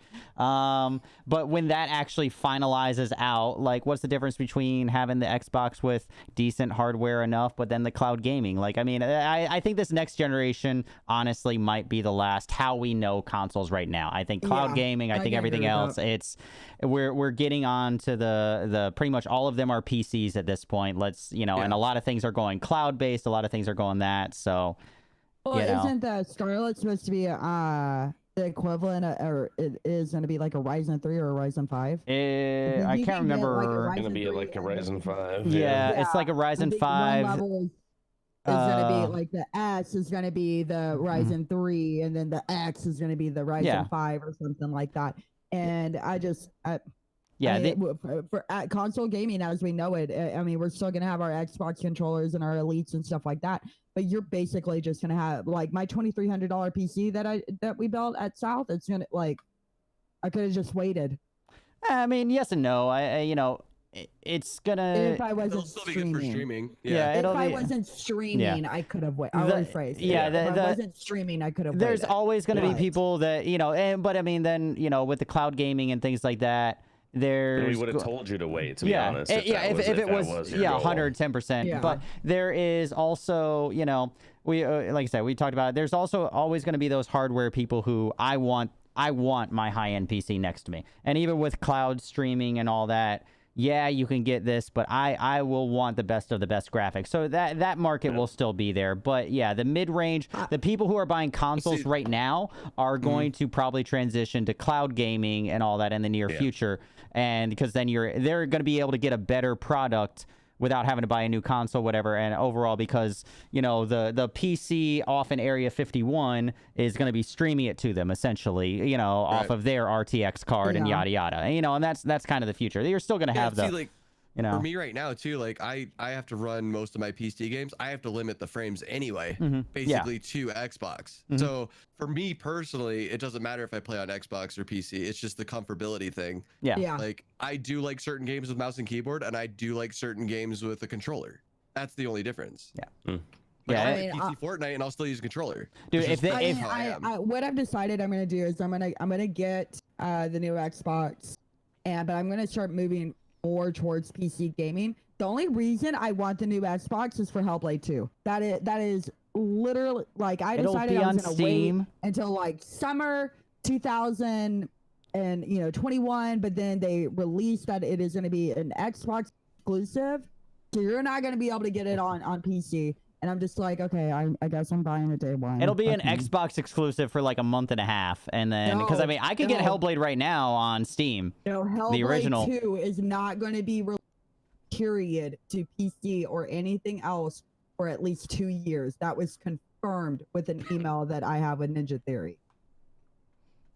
Okay. I wait 2 years. I was trying to get my. I'm not gonna wait 2 years. No, she loves that game. I know I've yet to play it, but I know you love it. It's Diablo, then Hellblade. Yeah. So like I'm not fucking waiting 2 years. You're out your goddamn mind. Yeah, I get it. I understand it. You know, if you're a fan of it, you're not gonna wait. Yeah. Yeah, I'm not gonna wait. Kdog and I have $1,500 GPUs. So yeah, I would say, $1,200. I mean, you need to come on, get on our level. We're like, come on. Right 1,200 is Founders Edition. Like, come on. Come on. You gotta at least have the MSI version. But But yeah, no, it's true. You're always going to have those hardware elites, and then, but I mean, for the people who are buying consoles right now, the streaming and cloud gaming is going to be no worse, I think, in the future than what they're experiencing right now on a console thing. There's always going to be a Kdog. There's always going to be a Disciple. There's always going to be those people that are going to judging you people for your shitty $400 graphic cards. Yeah, well, you guys are playing at 60 FPS. You guys come into my channel all the time, and you're like, "What are you doing?" I listed $400. Kdog knows she put the list together. I know, I have no idea what kind of solid graphic card it is. She has a great graphics card. The 2070 Super? Right? Yeah, she has the 2070 Super. Yeah. Yeah. Kdog literally put a list of shit together and actually built a PC. Like he did everything. I stood there and looked pretty. I watched. I literally watched. Yeah. And then I stood there and sat there and looked pretty and let. And I did the same thing for Glass. When I went to East, and I've done the same thing for lots of people. Yeah. And now Disciple has to come out to California. I'm gonna come down to Cali. I mean, if I was gonna go to E3, I was gonna come through. Yeah. To Shredder's house. I mean, that's a long drive though. That's like a 6-hour drive, isn't it? If I remember correctly, no, I'm saying from Shredder's from Napa down to LA, depending on what route you take, it's like 6 hours. It depends on what time of the day. Yeah, that. Well, I mean, if you want a scenic route, it's be out of the state of Texas. Shut up. Well, if you want a scenic route, it's like 8 hours. But if you drive straight across the desert, it's only like 5, if I remember, from like Napa down to LA. But there's nothing to look at. Yeah, if you fly, it's different. But yeah, I had a rental car last time when I was there, but I took like half scenic route and then half desert. I cut over. But yeah, anyways, that's neither here nor there. I was just speculating. Anyways, talk about E3, yada yada. What topic did we just get done talking about? Where's my list?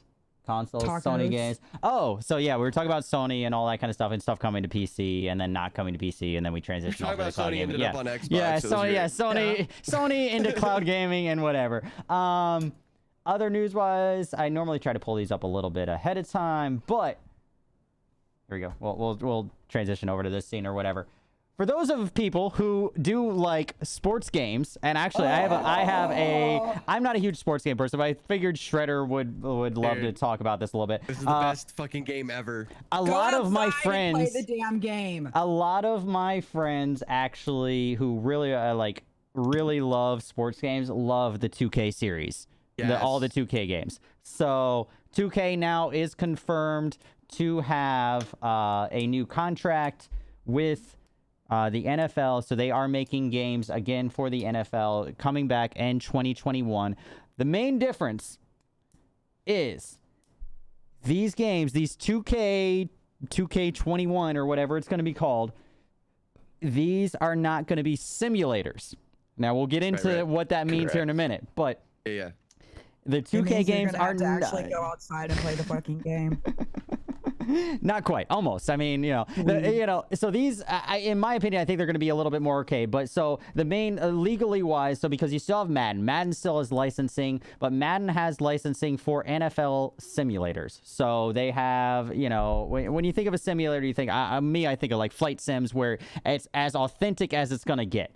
2K is not, they are allowed to make football games, but not simulators. So there's going to be gray area, and I think legally wise, might have to cross that bridge when we get there. But the other thing is they are not licensed with the Players Association. So they have a contract with the NFL, not the players themselves. So I'm curious if they're going to actually be able to use actual players in the game. Yeah, that's going to be weird. So as of right now, really they do not have a contract with, because the players have their own separate union. They can use the teams, the names, the arenas, everything. But as of right now, generate random names for the I think so. So you're going to have Kdog throw in as the quarterback for the Chicago Bears, and arguably I'm going to do better than my player mode. Yeah. So I mean, but yeah, if you play long enough, like if you get out, like if you play Madden long enough and you're playing my player, the real players do generate out. Yeah. And then you start getting random generated names anyway. And I think that's what it is. Right. As of right now, they do not have a contract with the NFLPA, like Mac just put it. So the Players Association, their own separate thing. They do not have their own separate contract with them. That might be in the future, but as of right now, they do not. They just have a contract with the NFL to make NFL-inspired games. Not a football sim. So I see this as, a lot of people love 2K. I honestly see this as they're going to make the games, they're going to bring back almost like Blitz, which wasn't them, right? Can I explain something real fast though? Yeah, go. By all means. I figured you would be the one to, you play these kind of games, you know? So Madden, I love Madden. Madden is elite to all football games. Yeah. 2K for me, I like their presentation because it was like, you would have these like little like Sports Center clips and it would show your highlights. And I thought that was cool.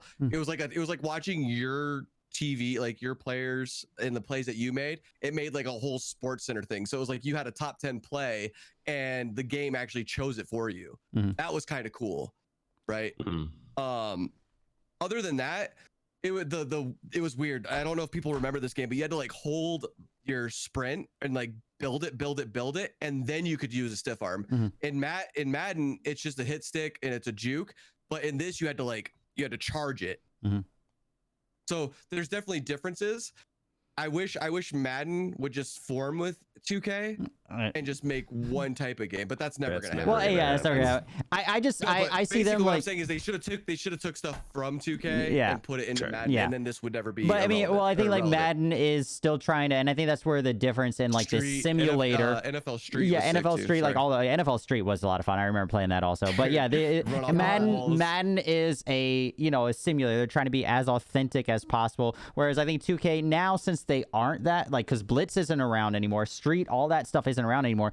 God damn it, when I run and I'm doing a great thing and I catch a pass, I want my fucker to, like, my wide receiver to like catch on fire. Like I want that Blitz mode thing, that blue flame around my character. Like, I mean, if they're gonna do this and they also like to also make sure that they're not a simulator, like I kind of want the more arcade mode, and like I'm curious to see what they bring into that, because this is gonna have to be a more arcade mode. Next gen NFL Blitz. Yeah, and that's the thing. Like, I think that's what they have to do. They need to make this, if they're gonna do this, they have the contract, and also to not get into trouble from Madden, you just make a new Blitz. Like, that's essentially what they're gonna have to do. You're gonna have to just make that Blitz where you have the turbocharge, you have the whatever. You want true authenticity, you want to play as your Aaron Rodgers, whatever, you play Madden. You want to play as Kdog as the quarterback and Shredder as the wide receiver, and you want your turbocharge and boost and all that, you play 2K. Like, But is it gonna be okay? So I'm wondering like what the loophole is, right? So there are games. There's like a monster football game. I forget what it's called, but I've seen people play it. But they basically get the names just a little bit off. You can still tell it says like New England Patriots, but it's like something else. So for example, if you had like a Tom Brady in the game, right? Would it be like I mean, they could Trady or something, like it's like they could do that. Him, I mean, I mean, why? I don't see why they wouldn't. They could maybe do that. Maybe that's legal. As long as the likeness of the character wasn't on. No, it wouldn't be like his face. It would be like just some standard thing. But the Patriots quarterback is going to be Tim Shady. Exactly. But he's just going to look like some stock character, right. Not gonna look like him. Generic, but I mean, that's gonna be the name. But then also he catches on fire when he completes 3 passes in a row. Like he's gonna be whatever. And Slim Shady. Exactly. Exactly. I don't know. I think it's cool. I didn't play 2K nearly as much. I remember Blitz. I remember all the NHL, the NFL Blitz, all those. I had a lot of fun with Blitz. I hated Blitz because you could pass interference, it's fine, and it used to drive me nuts. Yeah.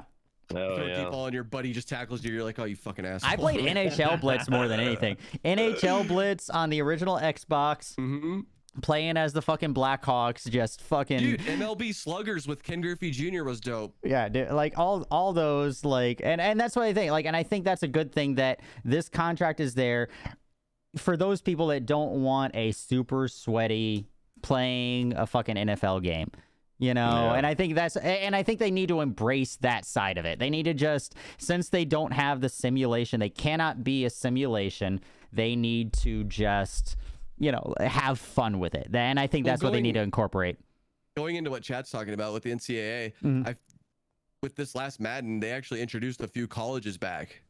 So that might be a hint at games coming back soon. I remember that I thought they lost their contract with NCAA because the NCAA wasn't getting any profit from it or any type of money, so they backed out of that. I forgot. Well, why, I think it was that, and they had to do with that, and then also because on the player side of it, like the schools were making money, but then the players weren't able to accept money, but they were representing them. Like I think it was all that mixed together, if I recall correctly, because like you had players being represented, but then the lawsuits, like, okay, you know, you're representing me in a game, but you're not paying me, but I can't accept money because I'm in college and I'm not a pro. For the college players, yeah. Like those were, but the numbers were real. The numbers were real, but the names were fake generation. Yeah. So it's like all they had to do is just randomize everything and it'd been fine. Yeah, but if I recall, I think that's where the hiccups came in for that. But I mean, I think coming back out with a new, we don't have any other Charlie, games right now. Sports, welcome back, by the way.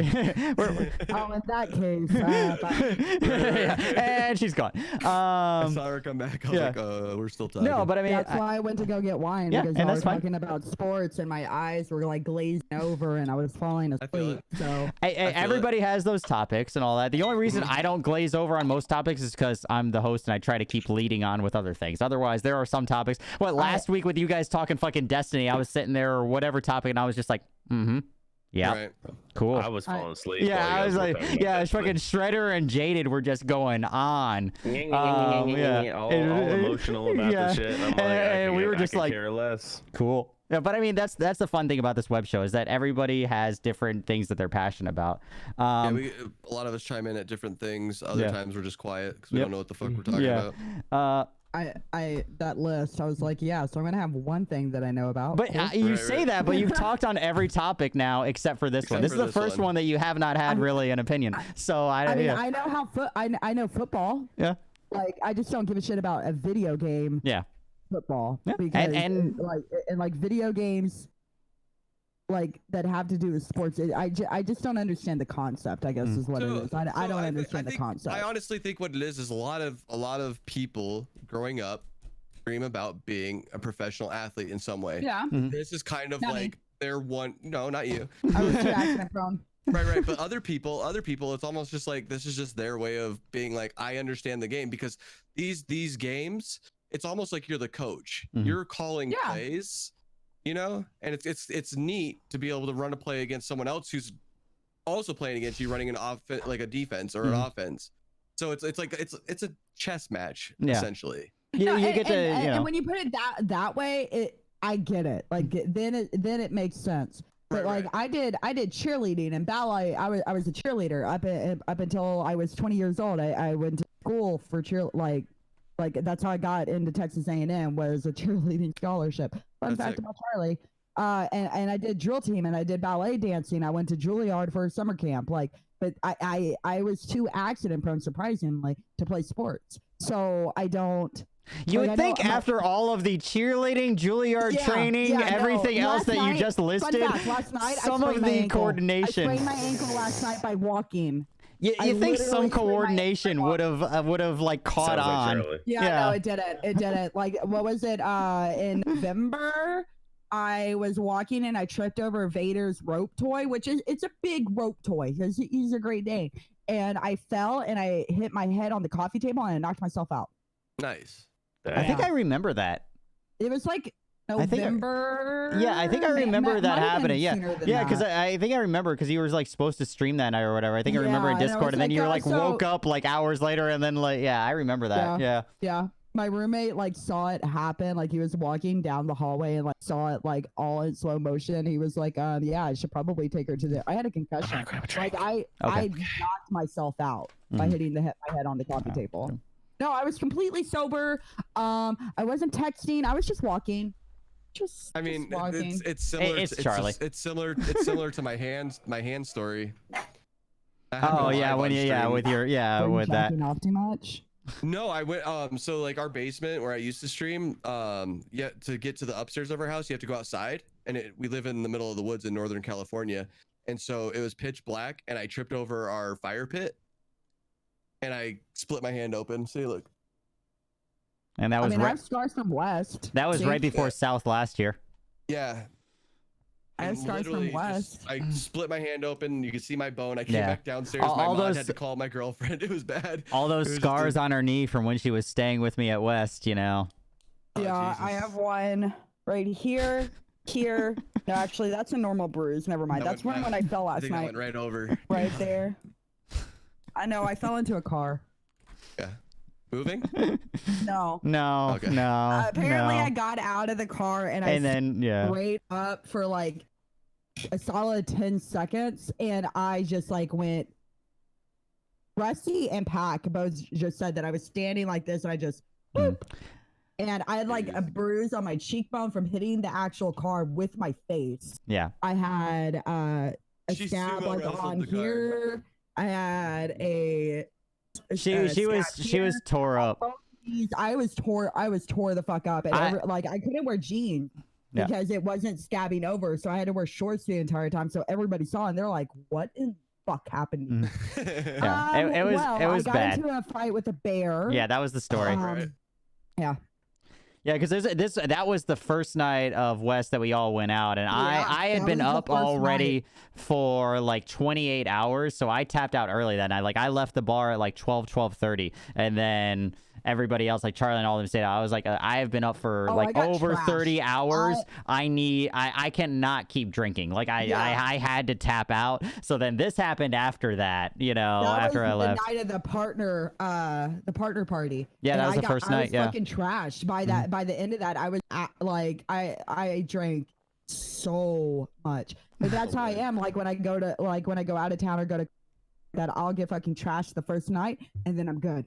Yeah. And I'll drink like the rest of the time I'm there, except for this past South because I was still sick.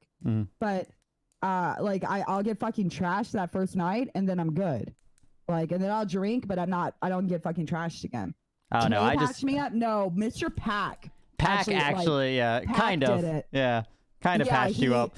I remember he apparently carried me to the bedroom, laid me down, and wakes me up, and he goes, "Charlie, I'm pouring alcohol on your knee," and I distinctly remember going,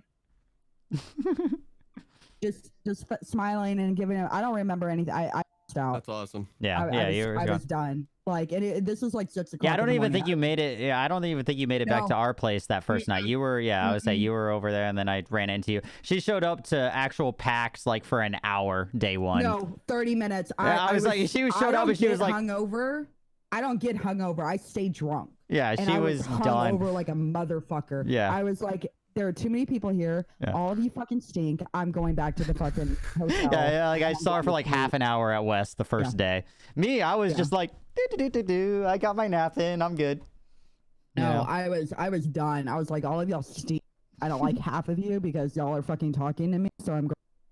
Yeah. I like the people that didn't talk to me. At that point, I was like, if you did not talk to me, you're now my new best friend because I don't like people when I don't feel good like that. Mm-hmm. Yeah. Anywho, that's no. Yeah, Wes. No, never.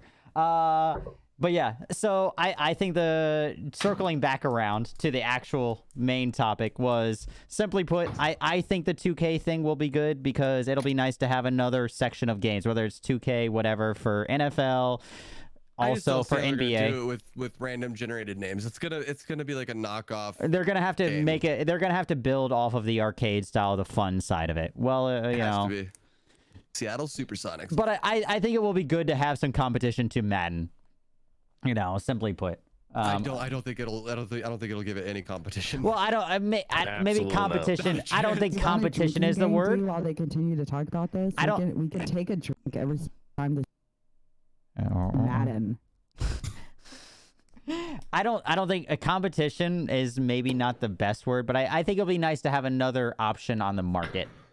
I don't know. Okay. Make competition is better because I think they need to focus on the fact of having there are going to be two different markets: the people that want a serious game, the people that want to have fun. And I think that's it'll be nice to have that fun option because I have gotten Madden. I get Madden. Yeah, I get Madden once every 3 to 4 years, and every time I'm like, this is way too sweaty. I just want to load up in a game and have fun and throw the football around. Like, and I think I would enjoy 2K more. Yeah. Oh, so, it's okay. Yeah. Just keep drinking. Just keep drinking. It's fine. That's what I've been doing. Just finish that glass. Yeah, exactly. I mean, I'm well, this puts me at under half a bottle when I finish this. This puts me at a third of the bottle. I couldn't find my normal wine glass. I'm on my first beer. Yay. Fuck it. I'll just use whatever the fuck this is. I don't even know where it came from. But moving right along in news-wise to other fun things. Pokemon Go, for those of you guys who still actually play this, but actually it's kind of cool. We've talked about it actually a couple times. It's actually pretty. I know actually a lot of people that play it. We talked about it. We talked about it a little bit. Yeah, we did talk about it with the shrine and all. There are solid people. Yeah. But I have the developer insights thing. I'm not going to pull that up. But the cool thing that is starting this month, which, wait, do I have a date for it? I got a whole Discord for that game. One from March 10th, in-game events around Lelar. So I think it's the 16th, it looks like, is starting. So Pokemon Go actually is starting a battle league for around the world where you can actually battle not just trainers and all that around you. You literally battle trainers all across the world. Like they're making a ranked version of Pokemon Go. Simply put, which is kind of cool. Like, you know, rather than just around you, you know, the trainers are paired up against ranked competitors. Don't have enough not as many people. For, so yeah, it's around the world. You're pitted up against other trainers in the same rank as you nearby. So yeah, it's a ranked mode, and it is global. Part of the thing is also one of the things that I think is amusing. They're still banking on the fact that you have to like get out and get around. Like, so obviously people still playing this are getting out and getting around. But I thought used to tie mine to the string on the fan. Oh no, see, like I actually went to like Disney Springs. I walked around. Like I used to fucking like, oh yeah, I fucking walked. Yeah, no, don't get me wrong, we drove places, but there's nights where I just was like sitting in bed and I'd swing it like back and forth to get my steps. Well, what's funny is to enter into the league, you actually you have to walk to earn entries. So you have to have the thing open. You cannot enter into the league or you cannot accept matches till you walk a certain distance and all that. Like there's a requirement. Jesus. So it's like you're actually being forced to like actually still walk around. So the more active you are, which also, I mean, it fits into the game model itself. Like, yeah, you can't just sit there at home and just keep playing. You know. Put it on the dog. Hey, there you go. Yeah, just let them all go on and run around. Is that what you said? Yeah, exactly. Just walk around the house. I mean, those are the same people who are doing that either way and are, you know, doing it for for the game itself. But yeah, you do that and then you get rewards, both cosmetic and actually in-game items, because they still have all those in-game items. And then I think you have to also like keep walking to like accept some of the rewards, it looks like. So they're still like incorporating the getting out aspect of it. But there's 3 actual different rankings to the league. There's Great, Ultra, and Master. So it's bronze, platinum, you know, diamond. They have it's a ranked thing. Essentially, they're adding a ranked trainer battle to Pokemon Go. Simply put. Which is, you know, I still know people who play it. I still have Facebook friends that play it all the time. I think it's, you know, kind of cool. You know, just a little. I mean, I figure if you're out there getting exercise and actually playing the game how it's meant to be played, more power to you. Yeah, exactly. And this is still. Yeah, and this is still doing that. The fad died where people weren't just like, oh, there's a Mewtwo across the street, and people were like fucking running. Yeah, bolting. Or driving in a. Yeah. In my town, that was the worst thing. Driving. This girl was walking across the cross, and this guy in his, because again Texas, and his big lifted up small penis truck. He hit her. She was walking her Great Dane, and the Great Dane was like walking to the side of her, and she was like on this side, and the truck hit the Great Dane, killed the Great Dane on impact, put her in a coma for 8 months. He was speeding. The speed limit there was 35, and he was going 55 and a 35, and he was playing Pokemon Go. Yeah, he was playing Pokemon Go. Don't fucking be on your phone and fucking and drive, you fucking idiot. True story. Yeah. Like in general. Yeah. Well, and the I mean, yeah, rip doggo, but at the same time, the dog protected her. Like if the dog hadn't been there, she would have died. I mean, you know, but they did institute, even when it first came out, and then I remember even while I was still playing for a little while, they did institute that whole thing. It's like, are you saying that you are a passenger or whatever? Like, it's like, yeah, you can. But I mean, hit okay. Yeah, and I mean, those the same people. If you're Yeah, going over a certain speed limit, or if you're going over 35 miles an hour, or even faster, like slower than that, obviously you're in a fucking car. Sorry, you shouldn't be able to play it. Like, it should lock your ass out. I mean, I agree and disagree, but I mean, the people who are going to be doing that and driving, they're going to be doing that and texting and everything anyways, which shouldn't be being done anyways. So I mean, all those things. So I don't think Pokemon Go is what's to blame there. You know, that's yeah. I don't blame Pokemon Go. I'm blaming it's the idiots. Absolute idiot. Yeah, it's the people doing it. Yeah, if he wasn't playing Pokemon Go, he'd be texting or watching. Yeah, exactly. He would, you know. They had a camera. He was zipping through traffic while on it. Oh, of course.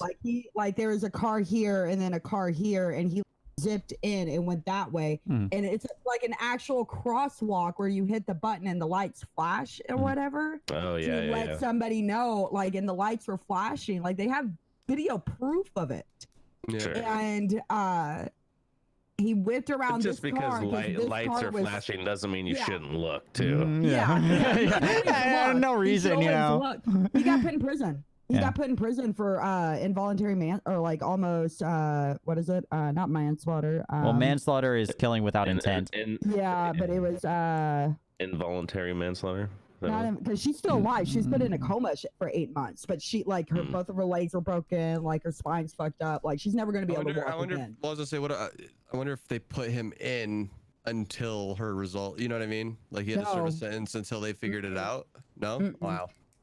No, she's in for. The last I heard, he was in for 25, and if she dies, like between now and then he can go back to trial for murder, for involuntary manslaughter.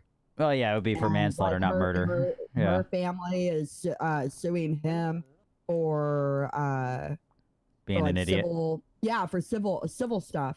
And I don't blame Pokemon Go. It's not their fault. Idiot, just like drunk driver. I'm not gonna blame. Yeah, exactly. I'm not gonna blame Bud Light because you fucking drove drunk. Yeah. But, exactly. You know, that's the negative side of it. Inanimate objects. It's the person. You made the decision to get on your fucking phone while you were driving. Fuck you. Yeah.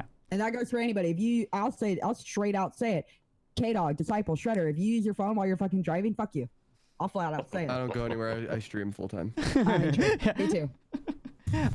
But on the nicer side of things, no. Honestly, I think that's a very valid point. Cool. I think that's cool. It's you know, it's all very true. But on the topic of the ranked league, I think that's cool for those people that still play. You know, there's a ranked mode and all that. Like, I mean, it's cool. I mean, you know, that's something we wanted. You know, from the get go.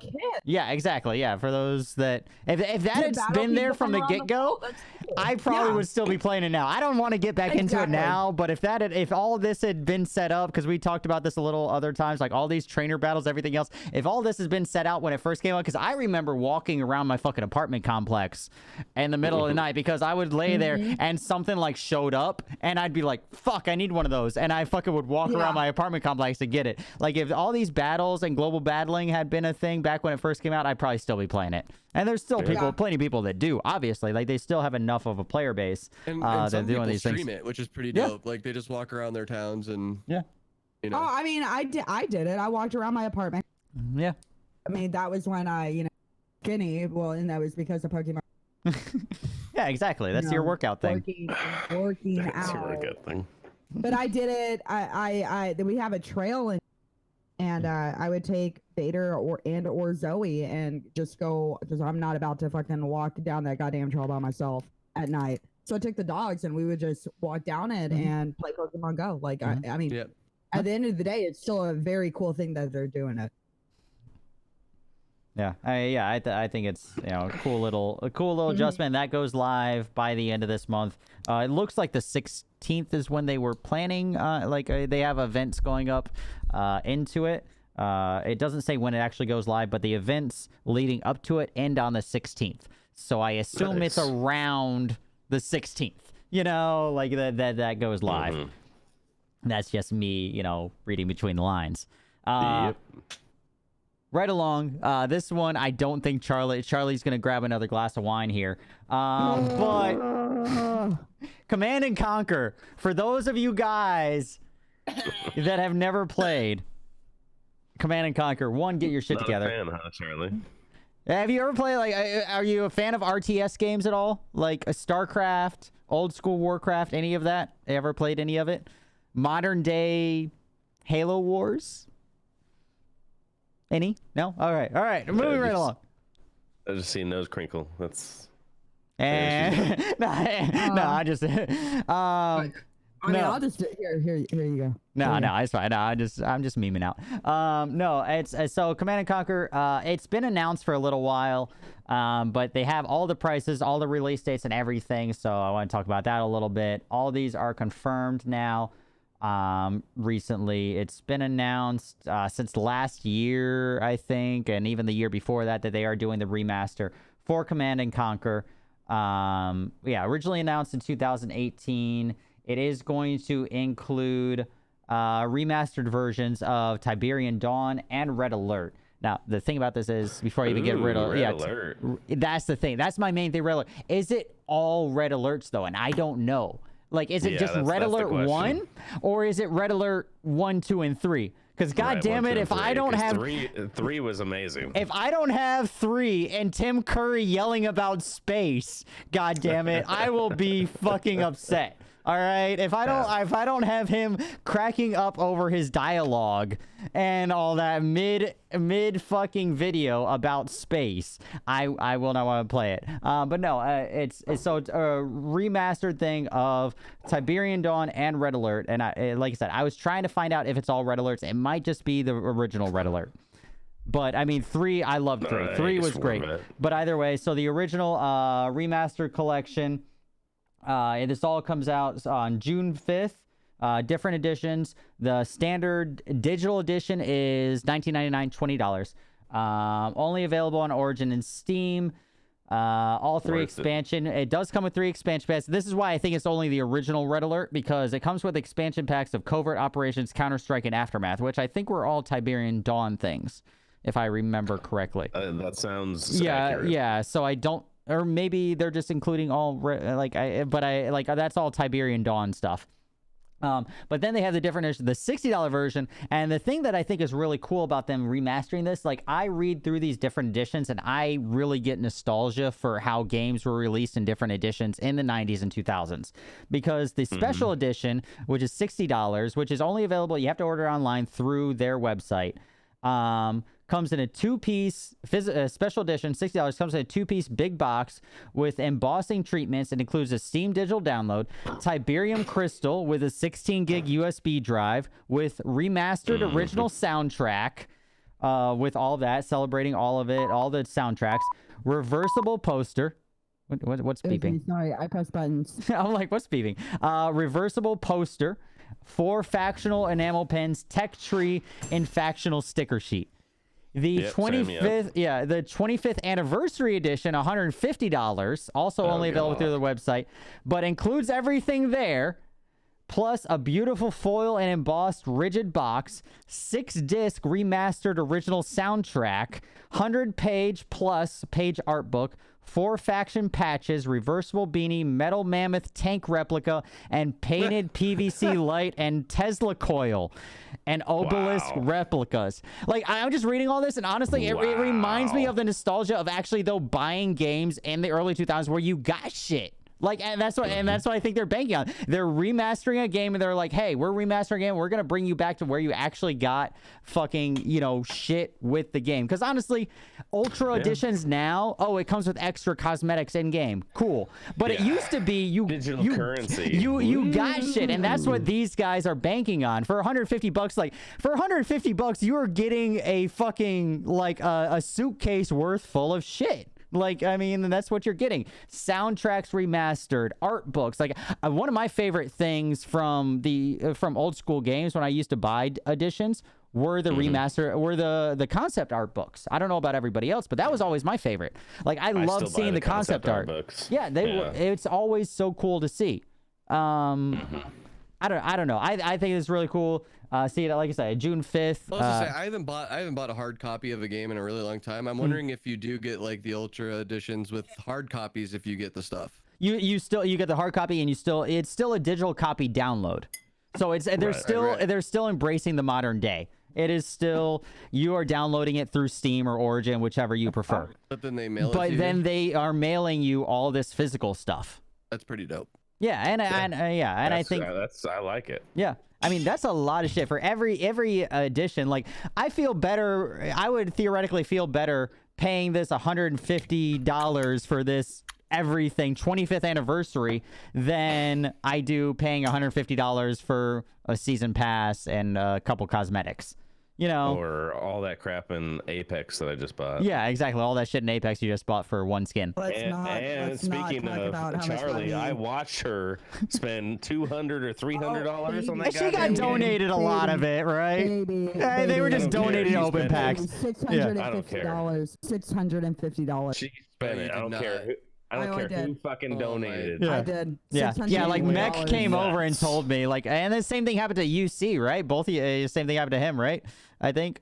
Didn't he get donated? He was opening up packs. That was wait. For him. I thought that was for packs and all that too. Okay. Yeah, for it was like his E3 fund and stuff like that. That was just like one, like he was like, yeah, go ahead and buy it, and he bought it. But that was just one of our viewers like showing absolute mad fucking support. But for me, it was like I bought one of my like good friends donated $200, and I was like, you know what, I'm gonna. So I did it, and then one of my mods that I've known for years was like 100 more. Yeah, and he donated buy more packs. And then 100 more, and donated another $100. Yeah. And it ended up being $650 worth of Apex packs. Yeah, and just then to I open got packs.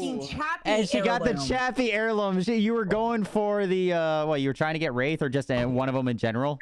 Or Lifeline. Yeah, or Lifeline. And that was what, 2 days before they announced that you could 2 days later, and she would have gotten shards. Yeah, you would have gotten shards, and you would have got the one you fucking wanted. Yeah, which is. I was $650. Yeah. And by the way, opening like 700 write a stern packs. fucking email to fucking EA about I would fucking be emailing them in a heartbeat, be like, look, I just spent all this, whatever. Give me whatever, It streamed it. Hours. It took 4 hours. Stacks of those goddamn shards. Yeah. Let me buy all of them. You Fun was passed the fuck out in the Discord, and then all of a sudden, I guess he woke up and he's like, "Oh my god, she got one! She got one!" And I'm like, "Fucking Chappie." I remember. I think Mech came over and like I think he sent me the clip or whatever, and of you getting it, and he's like, "Yeah, she opened all these packs and she got a fucking Chappie heirloom." And I was like, she hates Chappie. Like, and I knew even before I watched it, I was like, she doesn't play Chappie. I mean, I tried. Like, after I got the heirloom, 180 on the Chappie one. I fucking tried, you know? And I can't get the hang of him. The mobility is nice and stuff like that with him, but I just, it's not, his play style is not for me. Yeah, and that's Caustic, Wraith, I'll do Lifeline. But I just and that's the nice thing about that game is where you can have characters that fit your playstyle, and that's the nice thing, like, you know. Yeah. So the abilities. Yeah, but Commander Shredder, did you ever play? I want to point out that the 500 rule is bullshit, because at that point I have opened over 1,000 fucking Apex packs, and I only have one heirloom. Yeah, and I don't want to like go on record like calling them out, but I feel like there's no tracker that says how many you've opened. I feel like they just say that to give them. I feel like they just say that to give themselves a buffer. Like, I don't think there's actually a tracker in the background that goes you're guaranteed this every 500. I think it's just the random thing. It's just a loot random chance. The chance of getting one is 1 in 500. That's it. There is no tracker in the background saying, "Oh, you're guaranteed this." Here's get one. Yeah, I would 100%. Yeah, we got to like 350. Beck knows the exact number. We got to like 3 packs. So that means that I had only opened 150, and I know for a fact that's bullshit, because back in December I had bought 200 of them. Plus you get all the packs as you level up. Yeah, plus, as you level up, and I've bought all the battle passes. Like I've opened over 1,000. But maybe they're not counting the ones that you earn. Maybe it's only ones that you buy. Maybe. I don't know. I still call bullshit. I think it's a 1 in 500 chance, and that's just their nice way of saying it. But that's neither here nor there. Either way, Charlie didn't play Shredder. Did you ever play like RTS games and all that kind of stuff? Does this like do anything for you, like StarCraft, all that? I mean, you know how I am. Like if I watch someone play this, I enjoy it. Do I play it and enjoy it? No, because I don't know what the fuck I'm doing half the time. Well, I didn't know. I've never like talked about RTS, people, so. No, but I watched you and Disciple play something similar. Risk of Rain. Yeah, that was the last thing that we played. Yeah, and I enjoy watching it, like 100%. I know that I wouldn't enjoy it just because I don't know what I'm doing half the time. Yeah, it's StarCraft 2 would be fun to do. Dude, StarCraft. Honestly, if you want to do that one night, just fucking do a co-stream and just fucking load up StarCraft 2 again. I have a physical copy of StarCraft 2 still. Like I will. Actually, old school. It's just one of those things. It's like how I just like watching people that are good at games. If you guys know what you're doing, I enjoy it.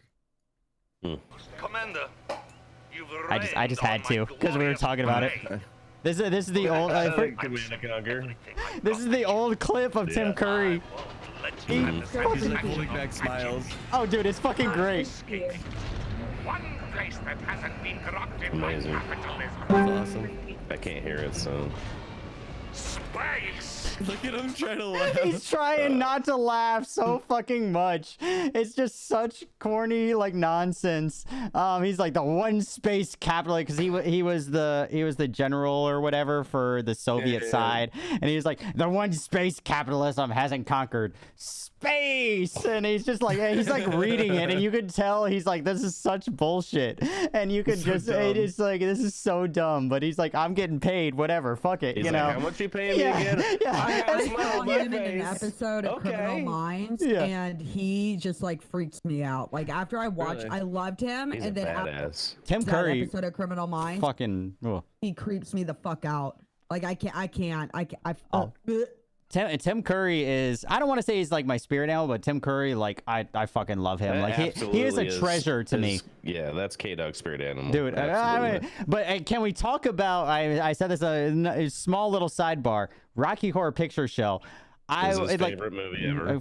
Well, it's up there. Your live showings. If you have not been to a live showing of Rocky Horror Picture Show, like him. I have actually cosplayed both as Frankenfurter and Riff Raff. Back when I used to have long hair, I did Riff Raff because when I was younger I had long blonde hair, so I did Riff Raff. But I have done Frankenfurter before. But let me just say, if a girl had Tim Curry's lips from that fucking movie, Tim Curry's lips, and don't give me that. This conversation got Tim really Curry's lips weird. and fucking Rocky Horror Picture Show. I never want to hear you ever say that again. I'm slightly uncomfortable. No, like what? I will. Hold on. He did. No, I will. This is just what's gonna be on it for the rest of the thing. Can we get a veto? Can we get a veto on this? This is just what's gonna be for. Veto! We're just gonna have this as the side thing for the rest of the. Those were stand-in lips. Yeah, I would say these weren't him, but no, like I was like. I'm not. Imagine kissing Pennywise. How about that? I'd rather. I mean, dude, he rocked that fucking role. The same person. He rocked that fucking role. Riff Raff was always my favorite though. Riff Raff, hands down, my favorite. I loved Riff Raff. I don't know. I liked the time warp. I liked everything else, but that fucking Tim Curry is every role Tim Curry has ever done. I absolutely love. But that's why, like in the Command and Conquer, I love him doing the whole space, like, and he's just like cracking up the whole fucking time, and he's like, I don't care. You guys are paying me this amount. I don't fucking care. Yep. So Charlie here, we can bring Charlie back in now. Charlie likes country. Nice. A little bit of country like rock and roll. Because we were talking about like horror games and all that, so I really hope she's gonna play this one. New Amnesia game coming out for those of you guys who have played Amnesia Dark Descent back in 2010. Great fucking game. Honestly, right up there with a lot of the other horror games that are really out there. I'm playing. What was it? Outlast. Outlast is yeah. a pussy game. Yeah, but I mean, like a lot of these like started the genre of these long before like on all that. So a lot of these really kicked this off. So Amnesia Rebirth, they have confirmed an announcement trailer for this, and I have the thing for it. Let me load it up. We tried routing it to you guys last time, but it didn't work last week. I can try it again if you want. But so announcement trailer for Amnesia. Hey, can you go? Yeah, no, that's fine.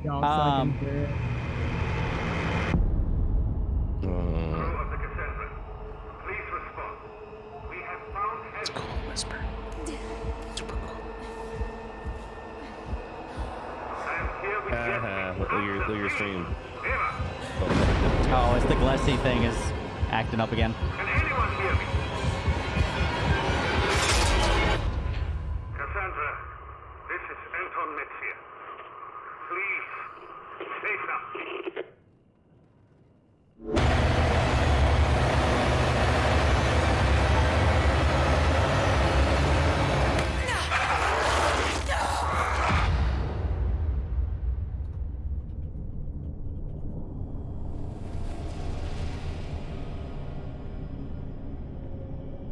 So that's the announcement trailer for it. Yeah, autumn 2020. I have every intention of playing this. PS4 and PC. It's not going to be on Xbox. For whatever reason, I don't know why. GameCube. Why is Pixel something must be going down, because that was perfectly fine until just then. Yeah, it went down. Yeah, so something must be acting up. But honestly, Amnesia was more fun and more scary, for lack of a better term, for me than Outlast ever was. It's more of a psychological. It's a I wouldn't say like Visage, but I mean it's along the same lines of that more psychological like Visage is, and that's what Amnesia was like. So this is coming out here in this fall. They don't have the exact date. It says autumn, but I'm excited for this. I think this. I wouldn't consider Left 4 Dead a horror game. Oh God, no. Left 4 Dead is not that's not a horror game. I would not say that. Yeah, I would not even. It's not even. I mean, it's got creepy stuff, but it's not. I would not in a million years consider that a horror game, at all. The description for it is Amnesia Rebirth is a new descent into darkness, set in the desolate landscape of Algerian desert, focused on a new character. She's setting out a journey, personal terror and pain, while exploring the limits of human resilience. You can't let out a breath. Creature is only inches away. Its sole purpose to feed off your terror, and so you crouch in the dark, trying to stop the fear rising. That's just like game talk. See, but that's got some for those of you that haven't played Hellblade, that what you just described has a Hellblade feel to it. Mm-hmm. Can you pull Hellblade so I can see what I'll pull it. What the hell is Hellblade? I have yet to play it. I have yet to play it. It's on. I have it on my Steam. I just haven't played it yet. It's one of the most phenomenal fucking games I've ever played. It says PS4. It's you can get it on Xbox, Steam also. PC. Yeah, you can get it on Steam. It's on for those of you that play Xbox. It's on Game Pass on Xbox. So if you have Game Pass, you can play it for free.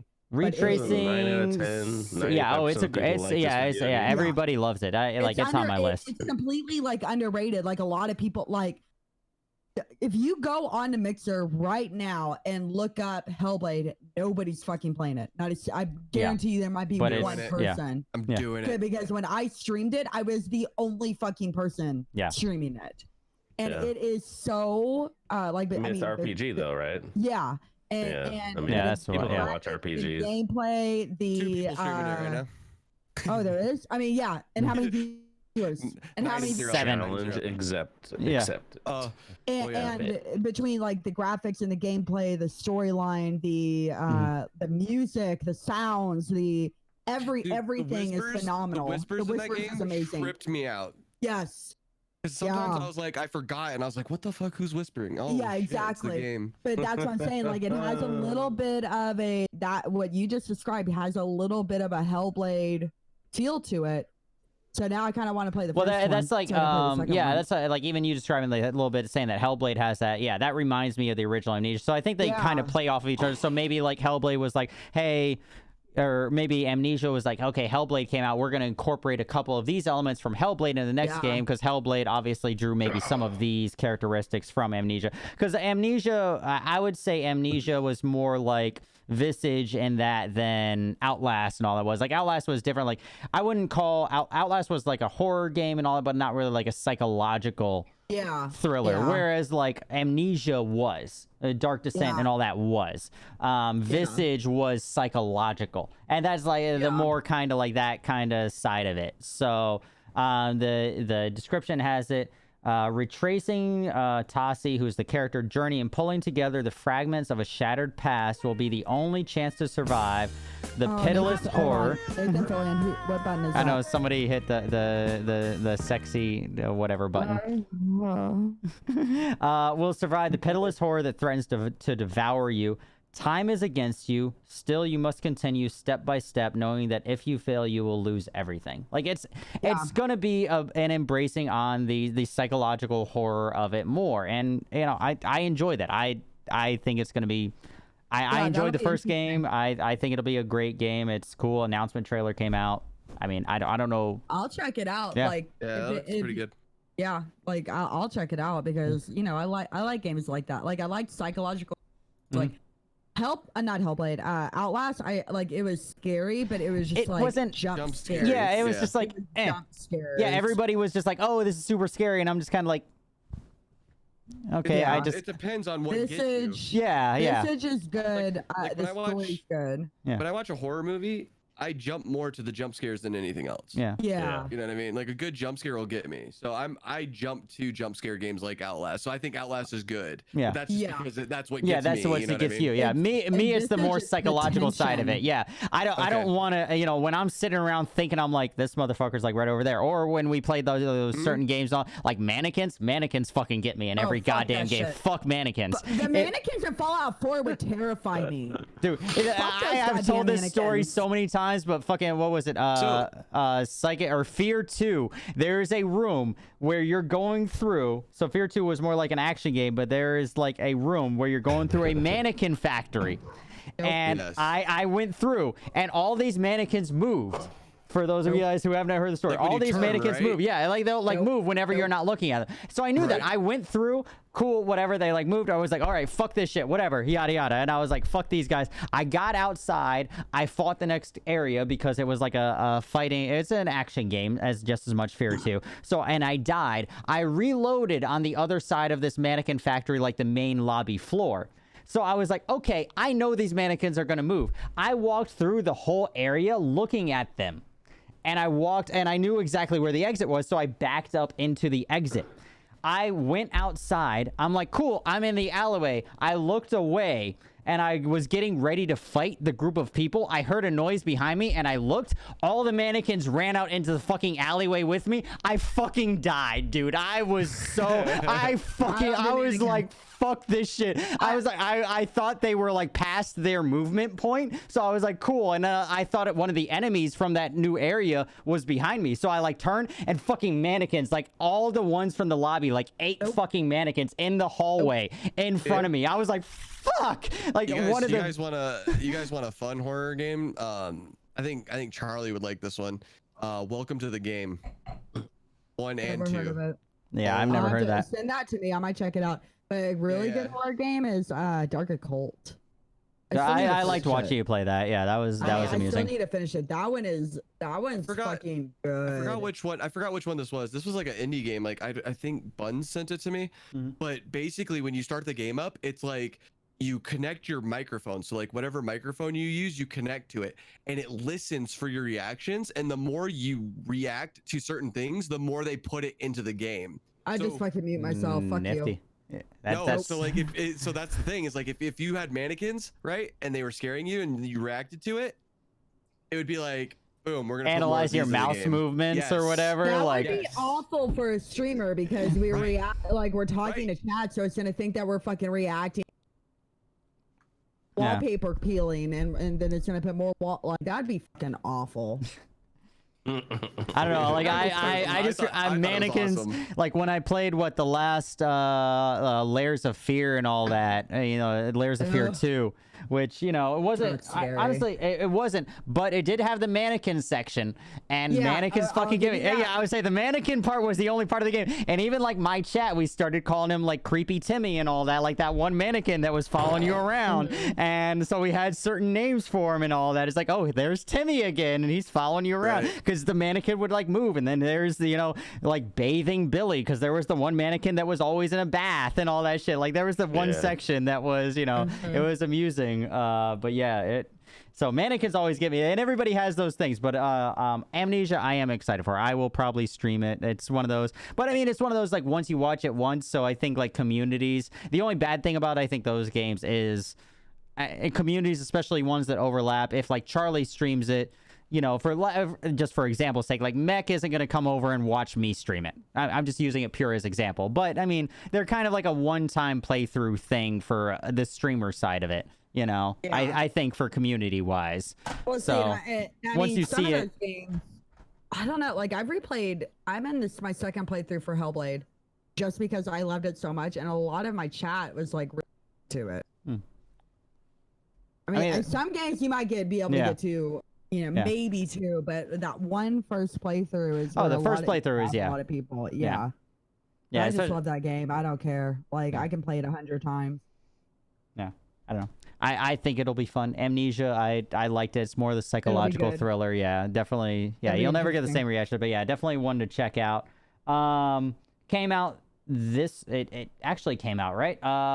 Will of the Wisps came out this week. Came out it's actually so it came out yesterday, because I know a couple of us had pre-access, so I was trying to figure out which day it was. I did not sign up for an owl thing, so I did not. Yeah. No comment. Yeah, exactly. Yeah. So we're just gonna say but Will of Wisp, honestly, for those of you guys that are not familiar, why is the rest of my tab? Why did it go away? All right. Well, I have the picture for those of you guys that don't know what we're talking about. Ori, the new Ori game, Will of the Wisps, is out. I love the first one. The first one was a lot of fun. If you guys aren't familiar with the game, definitely go play the first one. From everything that I've heard, I have not played it yet. Everything that I've heard, the second one is just as good, if not better. I've heard the second one is amazing. I plan on getting it. Maybe not right away, but I do plan on playing it. It's for those of you guys aren't familiar. You didn't get a code for it? Nope. I didn't get shit. I didn't get next shit. time when they... Yeah. Okay, we'll talk about that later. Yeah, I would say, like, I did all the things and I didn't get shit. But anyways, but 2D side-scrolling platformer. But very much, it looks like you're living in for those of you guys who haven't played it, you're playing through a Studio Ghibli fucking film. Like that, like the environments, the everything is amazing. It's a great platformer. I don't know the storyline for this one because I haven't played it yet, but it is out. I don't think obviously that any of us got it because nobody's jumping in saying that we got it. I got a code. Well, you got a code, but yeah. Okay. Yeah, I'm gonna play it on Friday because I'm going on vacation on Saturday, so I want like a chill game. Okay, I have to fly. Oh yeah, that definitely makes sense. I'm scared. Yeah, flying sucks. But I mean, somebody hit my eye tracker. Well, we're gonna have my eye tracker on while I'm looking at the thing. I'm just gonna keep staring at Ori. I'm just gonna keep staring at the very center. So I'm just gonna do this. All right. So while this is really hard to do, staring at one specific spot. I'm just gonna do this, guys. I think Shredder broke. No? What? Oh no! Oh, okay. I was trying to be a mannequin to scare Kdog. Oh, okay. I mean, it could work. No, but I mean, did you? So, Charlie, you said you played the original. D, Shredder, did you guys play the original at all? Or Ori? Yeah, a little bit. It was an alright game. It's take it or leave it. I think you have to like that style. Yeah. The Metroidvania. Everybody knows that. Oh yeah, Shredder is not a fucking platformer. Shredder. Games like this. Yeah, Shredder. Okay, hold on. Okay. Somebody time that person out because I'm about to go ham. Oh, hey, I would say we have 17 mods, whatever. There we go. There we go. There we go. There we go. I'll manually at least do that. Thank you. Motherfucker, not gonna get you followers. Yeah. Okay, bitch. Whatever. Yeah. How many followers do you have? Blueberry. 3? Yeah. Anyways, so that being said, yeah, yeah. I got it. Let me do it. Yeah. I'll do it. Let me do it. You do. Let me do it. do it then. Do it. Do it. That being said, it is a Metroidvania style, so you have to have the 2D side scroller kind of thing. I liked and enjoy it. it. I mean, I enjoyed it. If you like Ori, if you played Shovel Knight, if you played and enjoyed Hollow Knight, there we go. That's the word I'm looking for. All those Metroidvania style games, you know, the 2D side scroller platformers, you know. Mm-hmm. I mean, I really enjoyed it. I think that you had to like that type of style of game. Yeah. In order to enjoy it. I still think that even if you don't, you might enjoy the story. Mm-hmm. I want to see. I've heard that the story for this one and the ending is great. I've tried to stay away from spoilers and also watching other people doing it. But I've heard that the ending is really fucking good. For the new one. A lot of people, if you never played the first one, yeah. If you haven't played the first one, there are a lot of people like streaming it. Like, cause you might not want to buy it because you don't know if you're gonna like it. Type of style, but a lot of people are streaming it right now. So you get I watched Fee play it the other day, to get a refresh. For me, it was just because I ain't got time to play the game, so it was just like a refresher of the storyline. And I'm really excited to play the second one. Yeah, same. I mean, it's. I watched Sheikah play it.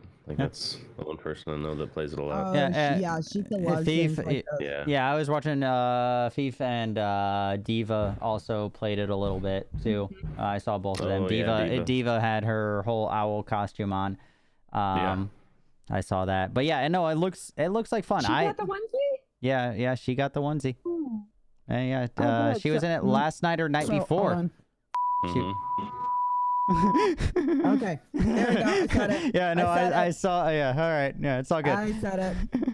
No, I saw her. She was in her onesie and everything. So I saw that. I mean, it looks like fun. I enjoyed the first one. I think it's great. You know, for lack of a better term, it's great teen friendly, child friendly content that is a great game that you can enjoy whether you're an adult or a child. And you don't need every game to have blood, guts, and gore to have a good story and everything else, you know. And I think it's gonna be fun to play. I mean, I don't know what else to say about it. My cousin, it's my cousin's daughter, so whatever, fucking second cousin, whatever the fuck it is. She I introduced Ori to her, and now she loves gaming because of Ori. Yeah. So me being introduced to Diablo, that was how mine started. Was my uncle introduced me to Diablo, and I introduced her to Ori, and she loves it. Yeah. She loves it. So she was very, very excited. I like the style of game. I feel like platformers should have died back in the Nintendo day. And I disagree. I still enjoy platformers. I don't know. I still enjoy them. I mean, but I respect the opinion. It would be good. It would be good for a phone. I just enjoy it. Add some depth to your game. That's my opinion. No, I 100% agree. But I mean, platformers and all that. But I still also almost think if you remember fucking I'm a nerd though. Abe's Odyssey and all that, almost that could be considered a side scroller on the same level. Yeah. You know, and all those I love. You still have that great story. You still have the ability to tell a great story. I liked that game until I got bored of it, and then it was done. You didn't, dude. I will play every fucking Abe, fucking Exodus, everything really? in that everything in that world, everything in. Well, wait, I haven't actually seen anything in a while. I need to look that up for the next web show. There's supposed to be a new one of those coming out, full 3D. Yeah. Because I re-downloaded on my Xbox or PS4 the Sega Genesis, baby. Dude, I used to get so triggered. Abe's Oddworld, Abe's Exodus, all that. You have the little guys and like doing the and all that. It's like the greatest, the humor and all that. Like you can tell a great story with a side scroller, and I think the main focus, if you're gonna play that or develop that kind of game in this modern era, like Ori or whatever, because of graphics, like you said, because there is so much more depth to games now, if you're going to develop that style game, obviously you are taking a lot from the graphics side of it. You have to make it pretty to look on the sides of it, but you need to make sure your story is on point, because like, your graphics, your story has to be your focal point. You have to make sure that your story and everything is on point. You have to tell that, because you're not having graphics, you're not having movement, you don't have to worry about 3D, you don't have to worry about any of that. So you need to make sure that your story is great. I bet Ori is going to have that. Yeah, I think Ori is too. Yeah. I think Unraveled was the last platformer I played. I didn't play Unraveled, but I remember it. Yeah, I remember seeing it. I didn't play it. It looked solid. That was a PlayStation one, right? Yeah. And then before that, what was the? Oh my God, Little Planet, Little Planet, yeah, Little Big Planet, Little Big Planet. That was my jam, dude. That was fun. Yeah. That was fun. I used to just troll because you could like grab your friends and throw them off of shit and just piss them off. No, Little Big Planet. Charlie just disappeared again. It's okay. Well, Charlie's disappeared for half a second. I'm here. Oh no, I'm here. You're fine. Things and stuff. So I'll rearrange the last two things just for half a second while she's doing things and stuff. Also this week in the news, for those of you guys that play Fortnite like Charlie, totally kidding. Totally kidding. The Fortnite legacy controls, if anybody still uses that, I guess these are the controls that kind of originated the game, and then as they updated and all that, the legacy controls were still in there, so that way if you got used to it as the game came out, you could still use the legacy controls. The problem is, well, the legacy controls as of March 13th, as of tomorrow, we're now in today as of Thursday, but as of Friday, these will no longer exist. These will no longer exist because, well, one, they sucked, but the aim assist, I guess, was an issue going into modern things, so they are now completely taking this whole control setting out of the game. Like I said, I don't think really any of us here play Fortnite, but it is something that is a newsworthy thing to mention. You know, it's they're taking a whole controller scheme out of the game. You know, something at least to talk about, you know. I used Builder Pro, so I don't, when the tiny little bit that I played Fortnite on a controller. I went through my Fortnite. Like I get into it because I'm like, oh look, challenges. I like that part of the game where it's like if there's something for me to, I get it. Exactly. Once I'm done with that, I'm like, you know, and I try to get people into it, but it's rough. But so like when I'm playing, I hardly build. I'm a noob. I do a 1v1 and I'm happy. I'm like, sweet. Did you see me build that one by one? Yeah, exactly. Yeah, fucking A, right, man. That 1x1 with the ramp. I put that 1x1 up in a solid 10 seconds. You don't even know, man. Right. Yeah, I still think the best thing that Fortnite's ever added was cranking 90s in 10 seconds, man. That limited mode that I played with you when you were like, hey, come over and play with us, that like kind of like whatever standalone adventure mode, that was fun. Oh yeah, dude, that was fun when you had there was no building fight. Like but that was a PvE thing. Like that was fun. That was sick. That was like a little bit of save the world mixed with actual gameplay of building and stuff. But I guess they're getting rid of this whole controller setup because they're tired. Long story short, they're tired of comping for this aim assist. The aim assist is too high for it because of the way they have to do it with everything else. Yada yada yada. Yeah, they're just getting rid of this whole controller profile. So if anybody out there plays Fortnite, which I think majority of our communities do not necessarily, but anybody else out there who is newer, except for Bun. But anybody else out there who does do it, if you still use the legacy controls, get used to something else in the next 24 hours because they are done. Because the legacy controls are gone as of Friday. So, I mean, I don't think as many people use it. Most people are using Combat Pro, Builder Pro, etc. But you know, they were tired of having to comp everything else for this certain controller setting. So now those are completely out of the game as of Friday. Last but not least, nice. Disciple left. So now that Charlie's back, she can talk about this. The Siege update is live as of yesterday, right? Or 2 days ago? Yesterday. It is. Yeah, like 2 days ago, something like that. Yesterday, 2 days ago. We already talked, I think, JoJo a couple weeks ago about what was coming into the update, so I don't want to do that necessarily. But that being said, we talked about the new characters. I'm going to run through the additional patch notes, which we didn't run through before on that. Player hub changes, so the play section is now getting revamped. Legion and Twitch changes. Legion will no longer be able to see his GU mines through obstructions. When an opposing operator steps on a GU, there will no longer be any initial damage.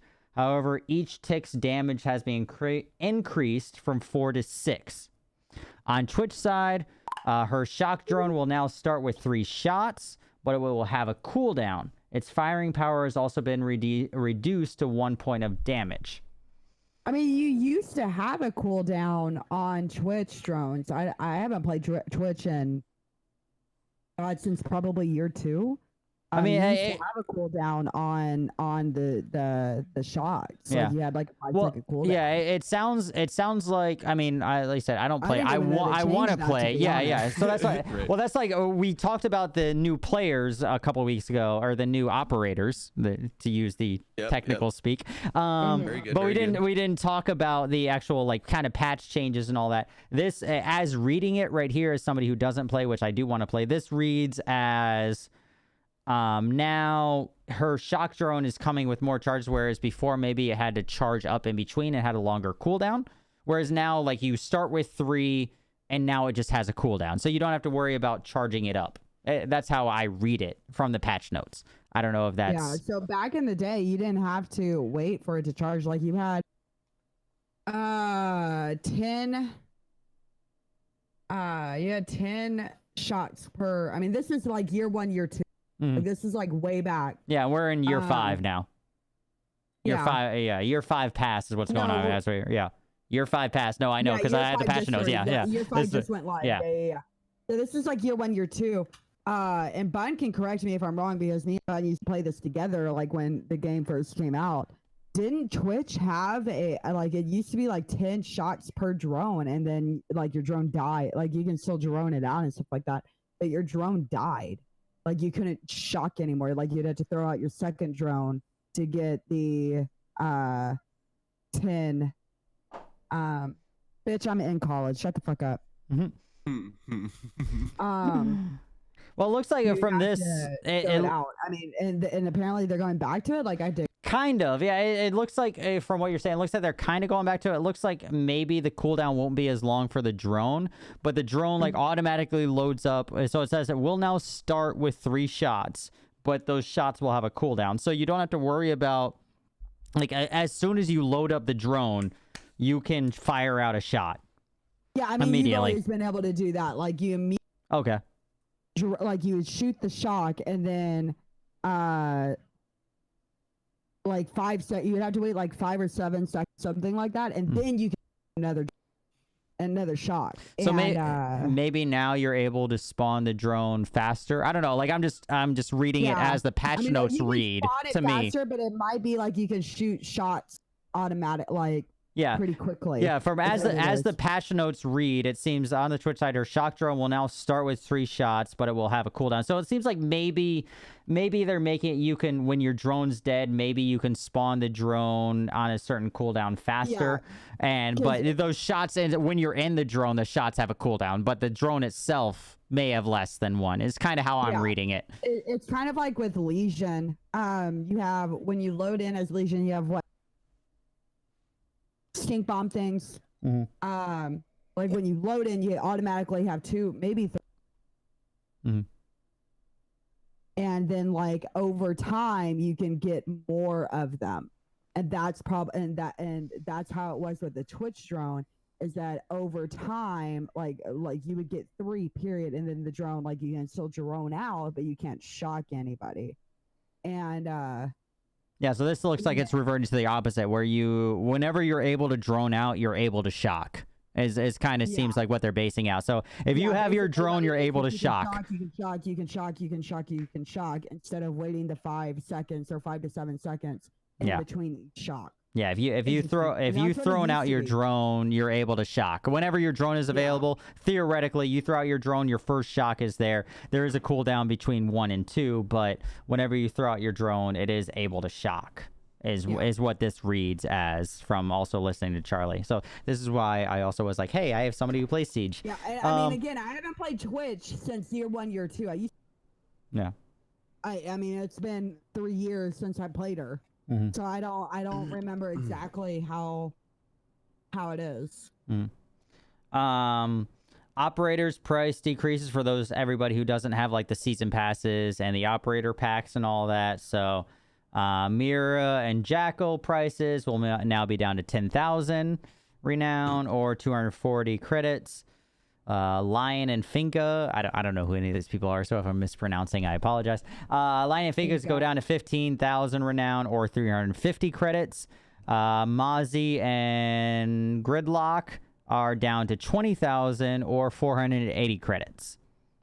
So all of those people just went down so if in price. If you play Siege and you don't have operators, you'll be able to get fucking all the operators. Mm-hmm. I just play Terrorist Hunt. I mean, I have it on PC. I just need people to teach me how to play. I want to play. I don't want to play with randoms. Yeah, exactly. That's my thing, because I know I'm gonna get fucking salted hardcore. One of these days. Yeah, we need to set up a day because I want to play it, but I need to have somebody there who's like, hey, you need to pick this operator and this is how they work. Get frustrated at me because I know you guys. Yeah, exactly. I don't want a random going. Yeah, I don't want a random. Yeah, I don't want a random going. Why the fuck did you reinforce this wall? You're fucking terrible. You're goddamn terrible. Quit your life. And I'm just like, I literally just started. Like, you're a level 1 too. What are you talking about? Yeah, I mean, comms are pretty fucking toxic, but y'all have a penis, so y'all will be fine. Yeah. Well, I mean, talk in Siege comms. Yeah, I mean, it's different. So people get mad. Yeah, true story. But I mean, like, I have it on PC. I have like I don't have the year 1 operators, even though I bought them. For some reason, they won't show up on my thing. Mm-hmm. But I have so I have most of the operators, and I unlock the ones that I normally play, like, because some of the ones I play are still like that I main are year 1. Yeah, and some of those like Twitch is a year 1, and you're not gonna have her unlocked unless you unlock her. Yeah. But one of these days we can do map training, and that's where it starts with Siege, is map training. Mm-hmm. I'm 100% down. Because I've been wanting to for a while. I've had multiple, like, Mad, I was supposed to play with her one night and she bailed. Like, I've had multiple scheduled sessions to learn this game, and everybody keeps bailing. Vacation, I leave on Saturday, and I get back to Saturday, and I'm staying back to hometown on Thursday. So depending on how I feel on Thursday, I might stream or not, but we can do it on Friday. Yeah. Sounds good. Sounds good to me. I mean, I get on late, but we'll figure it out. Too. Yeah. New weapon skins. 3 new seasonal weapon skins will be available this season. We only care about Black Ice, and they're not gonna fucking give it to us because it's fucking rare. Sleek Saber Sleek Saber Carbe, I think. Second, the Playful Clog Dance. Nice. And the third, the Colorful River Scale. Nice. I don't know what these new season whatever. That's literally what they're called. I'm just reading the notes for you guys. Skins? Yeah, the new skins. Okay, nobody cares. Yeah. Year 5 pass. Year pass includes access to 6 new Year 5 operators, obviously. So you buy that. The 6 new exclusive headgears and uniforms. Players will also get the same VIP perks as always. As a thank you gift to Year 4 pass owners who are new to their Year 5 pass, they will also get 600 Rainbow Six credits, as well as 2 legendary and 3 epic alpha packs. So, I mean, it's nice if you already bought the battle pass. They're trying to give you something back. You know. Charlie, that guy is clearly a virgin. Why are Me? you talking about your dad like that? Rude. That's rude. I mean, I was with the dad the other night, so I mean. Talking to? Who are you? He's Johnny Stinker. Yeah. Never heard of him? Jesus. Nope. But I mean, like I said, I don't play the game. I want to play the game, but I mean, it's definitely in a much better place than it was way back when it came out. I think, you know, the new guy that busts through walls, he looks awesome. That's all I know. In the new season, that guy is gonna be so fucking toxic. He's gonna be so terrible. So when you load in metal, right? So people can't shoot through it. The only people that can shoot through it is if you have a hard breacher, which is somebody that can or explode those walls that you put the hard reinforcements on. Yeah. And that guy, like, so you have 5 people to a team, right? Ideally, those people pick not recruits. Like, they'll pick whoever they want, like Valk, whatever. And if you don't reinforce the correct walls, especially if you are playing bomb, because you have 2 bombs. Not secure area, you have 1, but in bomb you have 2 bombs. And if you don't reinforce the correct fucking walls, that guy's gonna be a fucking pain in the goddamn ass. And not only can he do that, I think it's the one is that he can yeah, but even if he is a defensive character, he can still bust down the wrong fucking walls. So yeah, but he has a short cooldown, like a stun slowly after he busts through walls. But that being said, he can still even use it offensively, weather walls and all that. Because we looked at his stats a couple weeks ago, and if I recall correctly, he can bust through walls. He has a slow, like he can't pull out his gun immediately afterwards. So if he busts through a wall, you do have a jump on him. Like you can be like, oh fuck, this guy's busting through, and turn on him, and ideally you would get the drop, but. Yeah, but his, I mean, like Mike said, the main and Montang. But then again, if you're playing ranked, nobody in their right fucking minds on ranked troll. Nobody plays ranked with Montang or fucking Blitz. And even competitively, I mean, then you have Fuse. If you have the fucking idiots who use Fuse, it's not like nobody plays ranked. Bomb. Can he kill somebody through the wall with that? So he can knock somebody. He can knock somebody. Yeah, he can knock them down. Which for like it's like his from what this is what we like figure like what we watched and stuff like that. Yeah, he has the he can knock you, like if I'm him, Bull Dude, and you're somebody else, I can knock you down. I have the cooldown for like 1 second, 2 seconds to pull out my gun, but you're not down for a solid 3 seconds. Yeah. Okay, so the only way he's like super effective is you're on the other side of the wall. Yeah. Yeah. So, no, like I can like you can like even there could be no wall in between. And I could still knock your ass on your ass. Like, that's what your ass. They said it's good against shield users, but like, what I mean, like, is if, like you were saying, if I go through the wall and nobody's there, it's kind of pointless. They can shoot me in the face. Yeah, if 3 people are in that room and you bust through the wall, they're gonna kill you.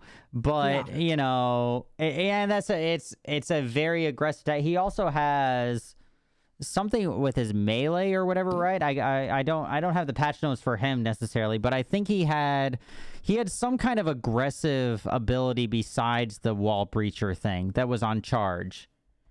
Yeah. What was it? So I remember talking about it with JoJo because she plays it.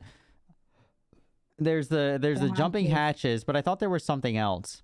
I think it's just those 2. I think it's just jumping hatches. I thought he had. I haven't really paid attention because. Wait, so he can jump up into hatches? Yeah, he's one of the only. Yeah, he's like the only one that can now jump up into a hatch. That's pretty dope. Yeah, and I'm that not. Could be like a good escape thing too. Like you're like, oh shit, I need to get out of here. Go upstairs real fast. Yeah. I mean, no, that he's not the only one because you have what the fuck is their name? Bob, Mary, Sue, Wendy. She was in the Yeah, Mary. a gun that you can shoot with like Chappie, basically just like Chappie, where you can shoot the thing, the thing. Veronica. And she just like flies Susan. out. No, I don't think that's Callie. I could be wrong. I don't know. I don't fucking play her. But she has a thing where it's just like Chappie, and she can like shoot. She has a gun with like a hook, and she can shoot up, and she can fly. Yeah, just like Batman. Sick. And I mean, she can jump. I mean, theoretically, she could jump. Taking my minute. Or grapple through hatches, but she's offense. So like now you have a defense and an offense who can do that. That's sick. I think it's kind of neat. I don't know. Yeah, I don't know. Like I mean, I used to Siege competitively, so it's like. I think I played because when Siege first came out, that was like the first kind of its game where it was like hold the point type thing, you know. I thought Siege was gonna be more of like a run and gun, and then when it came out, it wasn't at all, and it threw so many people off. And that's why, and like people, like the best way I can equate it, if you're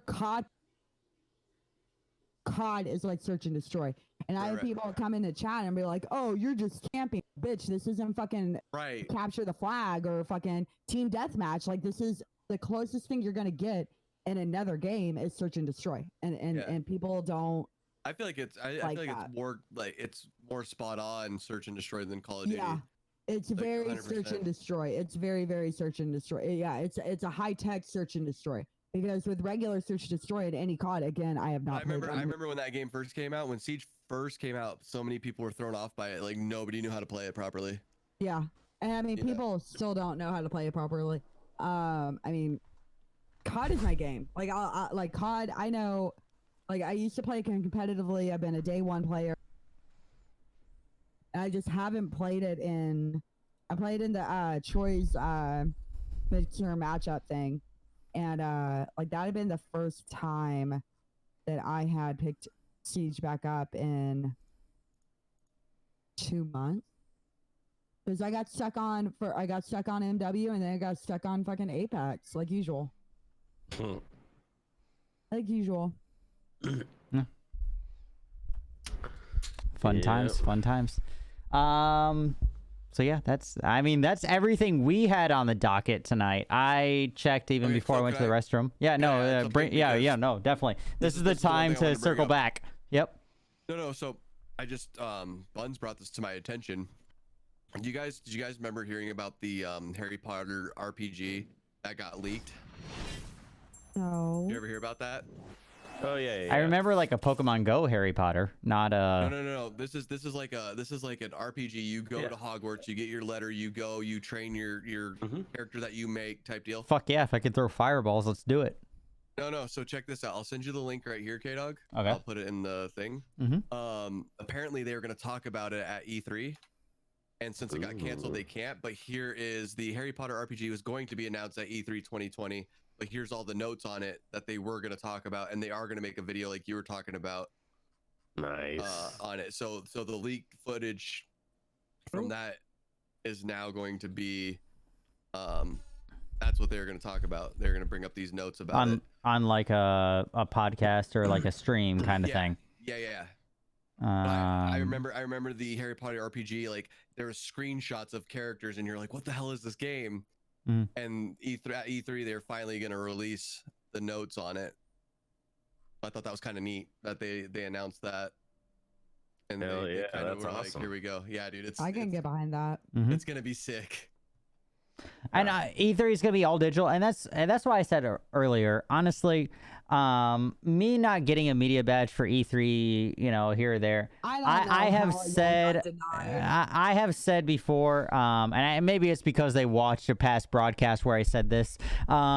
Because I think E3 needs to make changes, and I think E3 as it is outdated. It's done. And this actually, whether we realize it or not, this might be the nail in the coffin for E3 personally. We're gonna get rid of this because majority of presenters and all that all have their own presentation. Like we've talked about this before. Sony has its own, and Nintendo has its own. So what is the point of E3 anymore? So E3 needs to expand, and honestly, what they need to do is capitalize into, okay, we're going to go all digital and all stream-wise and all that, and regulate and do an E3 stream of all these announcements, because a lot of these, you know, developers and all aren't going to want to travel there to do these kind of announcements and all that when they have their own fucking thing. But if these developers and all that can just send them, hey, here's our clip of whatever, put it on your stream for this E3 announcement, and just move it all in the digital age, because it's all going digital, it's all going cloud as it is. I mean, I think E3 is going to be it's already becoming outdated. E3 is not what it was 5 years ago. Me not getting an E3 pass did not break my heart at all. Honestly, I still don't know how y'all got denied when I know. Yeah, I mean, I get that 110%. Like, and we'll talk about it later. But honestly, I was not heartbroken, because I'm like, would I like to go to an E3? Yeah, but me wanting to go to an E3 is more paying homage to 12-year-old Kdog who wanted to go to an E3, not current 31-year-old Kdog who wants to go to an E3. E3 right now is not what it was, because the game industry right now is not the same that it was. E3 used to be where you found out about everything, and nowadays it's not. It just really isn't. And most people stream it to their streams anyway too. Yeah, exactly. Like everybody individually streams everything, and they need to figure out. And then also you have all the security links, you have all this other kind of shit where there are a lot of issues around E3, and it's, you know, they need to figure out. Oh yeah, no, I know. Yeah, you're a perfect example. I wasn't gonna bring it up until you did, but like a perfect example, the security links of people and their addresses and everything else. And yeah, the thing is that they use a new company. Yeah, they used a new company, and it still got leaked. But like a different company. No, like this is a company that I into. Well, no, so the exact addresses didn't get leaked, but what happened, the people that were going to do it, so addresses? No, last year. Yes. Last year.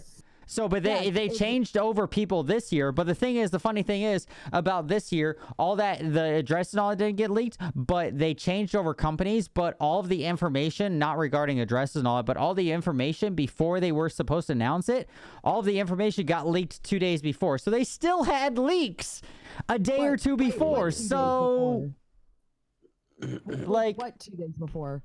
I have to like it was about when it was all supposed to be, like just the simple information, because we didn't have like dates on like who it was, but all the information about like who was going to be there, the distributor side of it, like who was going to be there and all that, that side of it, that all got leaked 2 days before it was supposed to. Yeah, well, on a whole different security company. Yeah, that's completely fucking different than leaking somebody's fucking address, their full name, their phone number, and stuff like that. Like, I don't really give a shit about that. Yeah, but it's the same concept though. It's because that's not sensitive information. That's not going to somebody come to their house and fucking rape them and kill them.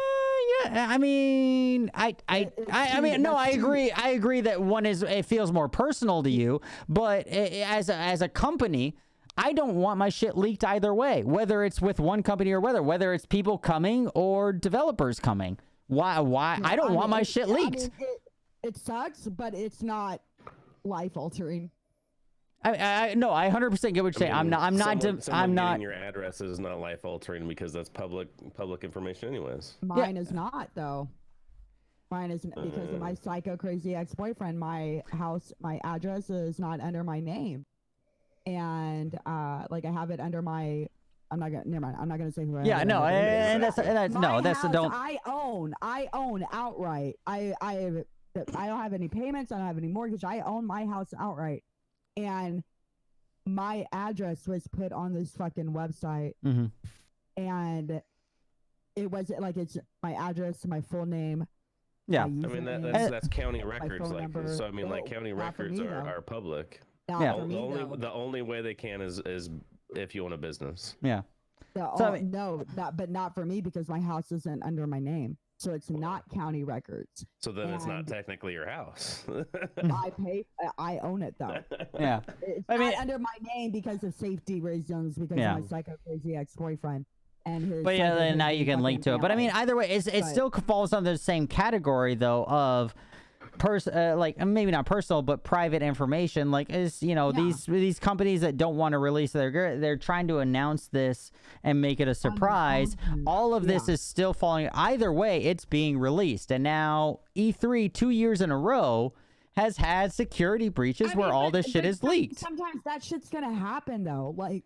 But that's exactly why E3 needs to fucking fix this shit, and it needs to move to. They do. You know, when you apply for the media badge, they didn't ask you any personal. I don't know if y'all noticed, unless y'all applied last year, they didn't ask any personal information this year. They asked for your name and your email address, and that's it. They asked for a name, email address, and a link to your socials. Yeah, essentially. Yeah, no, I'm talking about copy of your ID. personal. Oh yeah, the copy to your ID. No. Copy of your ID. Yeah. Nope. Yes. Yeah. Yes. Yes. Yes. Yes, they did. You were yes. incorrect. You are 100%. Yeah, I got mine, and maybe because you had yours already. Maybe because you were under a different email. So no. So like I had to apply through it because you had to go through that one that account, whatever, the stuff that you had to like make an account or whatever. And no, I did not put my ID on there. I had my account from last year as well because I applied last year too. And the requirement was that you had to put a copy of your ID as well as business card. I had my business card and my ID and business card. It was a PDF. No, I'm telling. Like I could send you the link and you can sign into it yourself. Like I did not put my ID in there. Well, you must have had some different link from last year than we did, because I guarantee you I did it also. I applied through the website. Are you sure? Are y'all sure that you applied? 100%. To the right thing. I'm more sure than you are. I applied for my media badge, and I followed all the things, and this is what was required, and they also had a link. I have no idea what's going on. So they had a link that you had to also apply like what your social. Yeah, you had to apply some social site that was relative to it, or social form, and I just sent my Stream Deck or my Slip Deck. No, but it's like you had to send your ID and you had to send your, and I sent was send in my business card, and I did like a PDF with my with Mixer.com iCharley link, and that's it. Like I did not put my ID in there. That's you had a different section of the website than I did. I don't know how you got to that one, but yeah. I would say I don't know how you got to that one, because that's not the site of the section of the website I had. Because even when I got my confirmation thing, they were like, "Oh yeah, whatever, you did this, and this," but because of certain regulations that may or may not change every year. Let me ask you this: under company, did y'all put Mixer Partner? Nope. You put your stream name, like Disciple Kdog 57. I put my actual company name. Mm-hmm. Yeah. Which is Disciple. Mm-hmm. It's Disciple LLC, correct? Yeah. Okay. So yeah, Kdog 57 Gaming. If it's because you put LLC at the end of it, because I know a lot of people got denied because they put Mixer Partner Mixer under their company. Oh well, that's not your company. And that's that's just like I put Kdog 57 Gaming. That's my company. That's my business. Some people don't know that, but well, because they're understand why, young. Like I kind of want to see y'all's like denial, because I know, like I said, somebody with 900 followers got approved, and y'all not to get approved makes absolutely no fucking sense. And I mean, obviously this person is not a partner. I mean, also, I mean, it's not happening either way. So I mean, it's moot, but it's amusing to talk about. Yeah, it's for curiosity sake that I'm like, just out of curiosity. Yeah. No, we definitely had to apply and give ID and everything else to apply. That's weird. 110%. That's weird. I did not. But like I said, it may be that you already went. Maybe I don't know. Maybe somehow you got to a different site. Even with a different. I did it through the E3 website. Like you go to e3.com or whatever it is. Yeah. I don't know. Yeah, that's the only because or whatever it is. Like I had an account because I no longer use that email address that I used a year ago. Mm. And I don't even have access to that fucking email. address. Because I was literally clicking on that site like almost like maybe not every day or whatever, but I was like ready. I was like, all right, let me apply for this whenever it becomes active. So I was like ready to go, and I was clicking. So whenever the new site for it went live, I applied immediately, and I gave it everything that it asked for, and it left me just like my first girlfriend. It's so weird. That's like, it's weird. Like I'm curious. Like I would email that.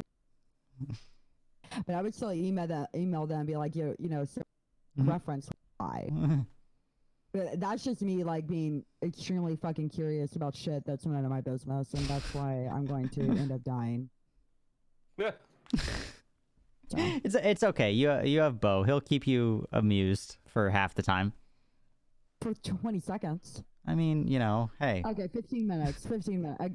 A solid 7.5. We'll meet in the middle. Solid 15 minutes. All right. Anyways, I did check Discord while we were arguing about all this, and nobody had mentioned anything. So Shredder had mentioned his like one little tiny thing. Does anybody else, both in chat or in web show, have anything that they have marked down and want to reference and or talk more about? Hi, Kitty. Kitty wants to come back and talk. So, anybody? She's like 7 months old. She's still young. She needs food. She is a strapping young lady. All right, she needs food. She is perfectly big for her size. She's 7 months old. Cat. Like she's. Oh, okay. Well, you know what? You're right. It makes sense. She's 7 months old. She needs food. I literally keep a full bowl of food for her at all times. She can eat whenever she wants.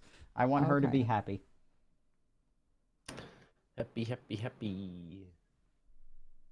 But she definitely has the feminine physique. Yeah, I remember. Mac. Amura that has the grappling hook. All right, yeah, whatever. I'm gonna point out that if you did buy tickets to E3, they are working with people to get full refunds. So okay, that's good. Yeah, they're giving like complete full refunds. Oh, better. Yeah, I would assume so. Yeah, I fucking hope so. Some people I was in. Somebody was saying like this could be a good thing for Mixer because last year. I know Kdog and Disciple weren't partners. Were you a partner last year, Shredder, around this time? No. No. It was after this. It was right after this. So remember last year they had the view incentives? Y'all remember hearing about that? Yeah. Oh yeah.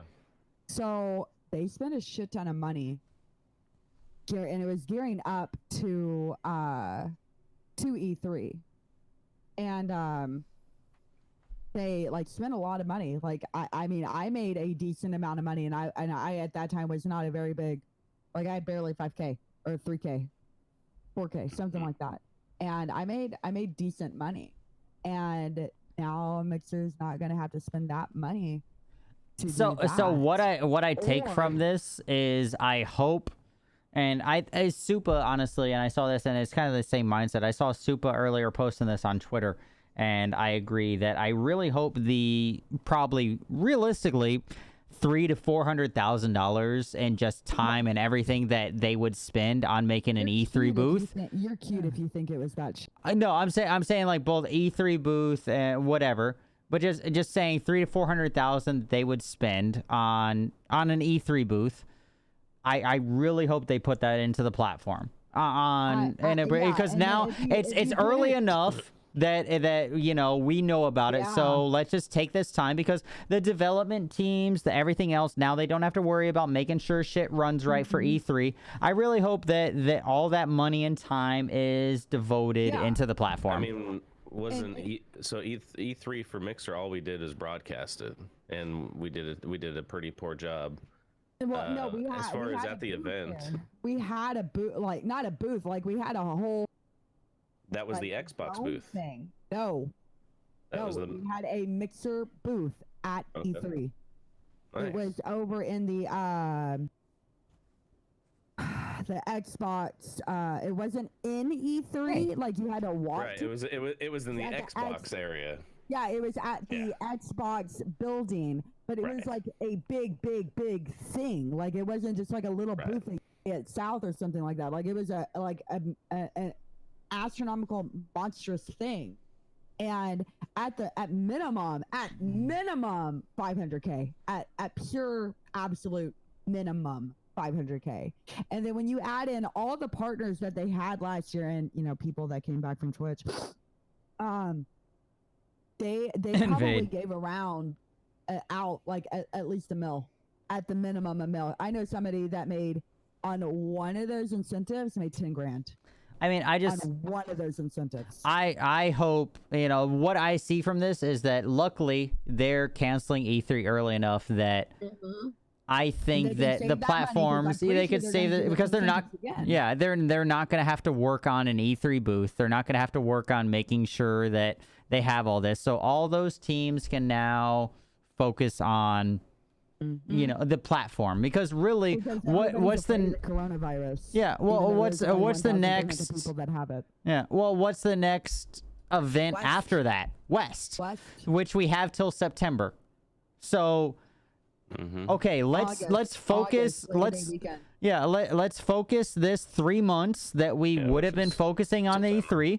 Let's focus this 3 months on Mixer. Let's redeploy these people for 3 months to just be like, hey, let's get some new. Because I mean, obviously, I don't want to just say just because it's like money side of it, like oh yeah, you spent 300,000, but also that's a whole different development team.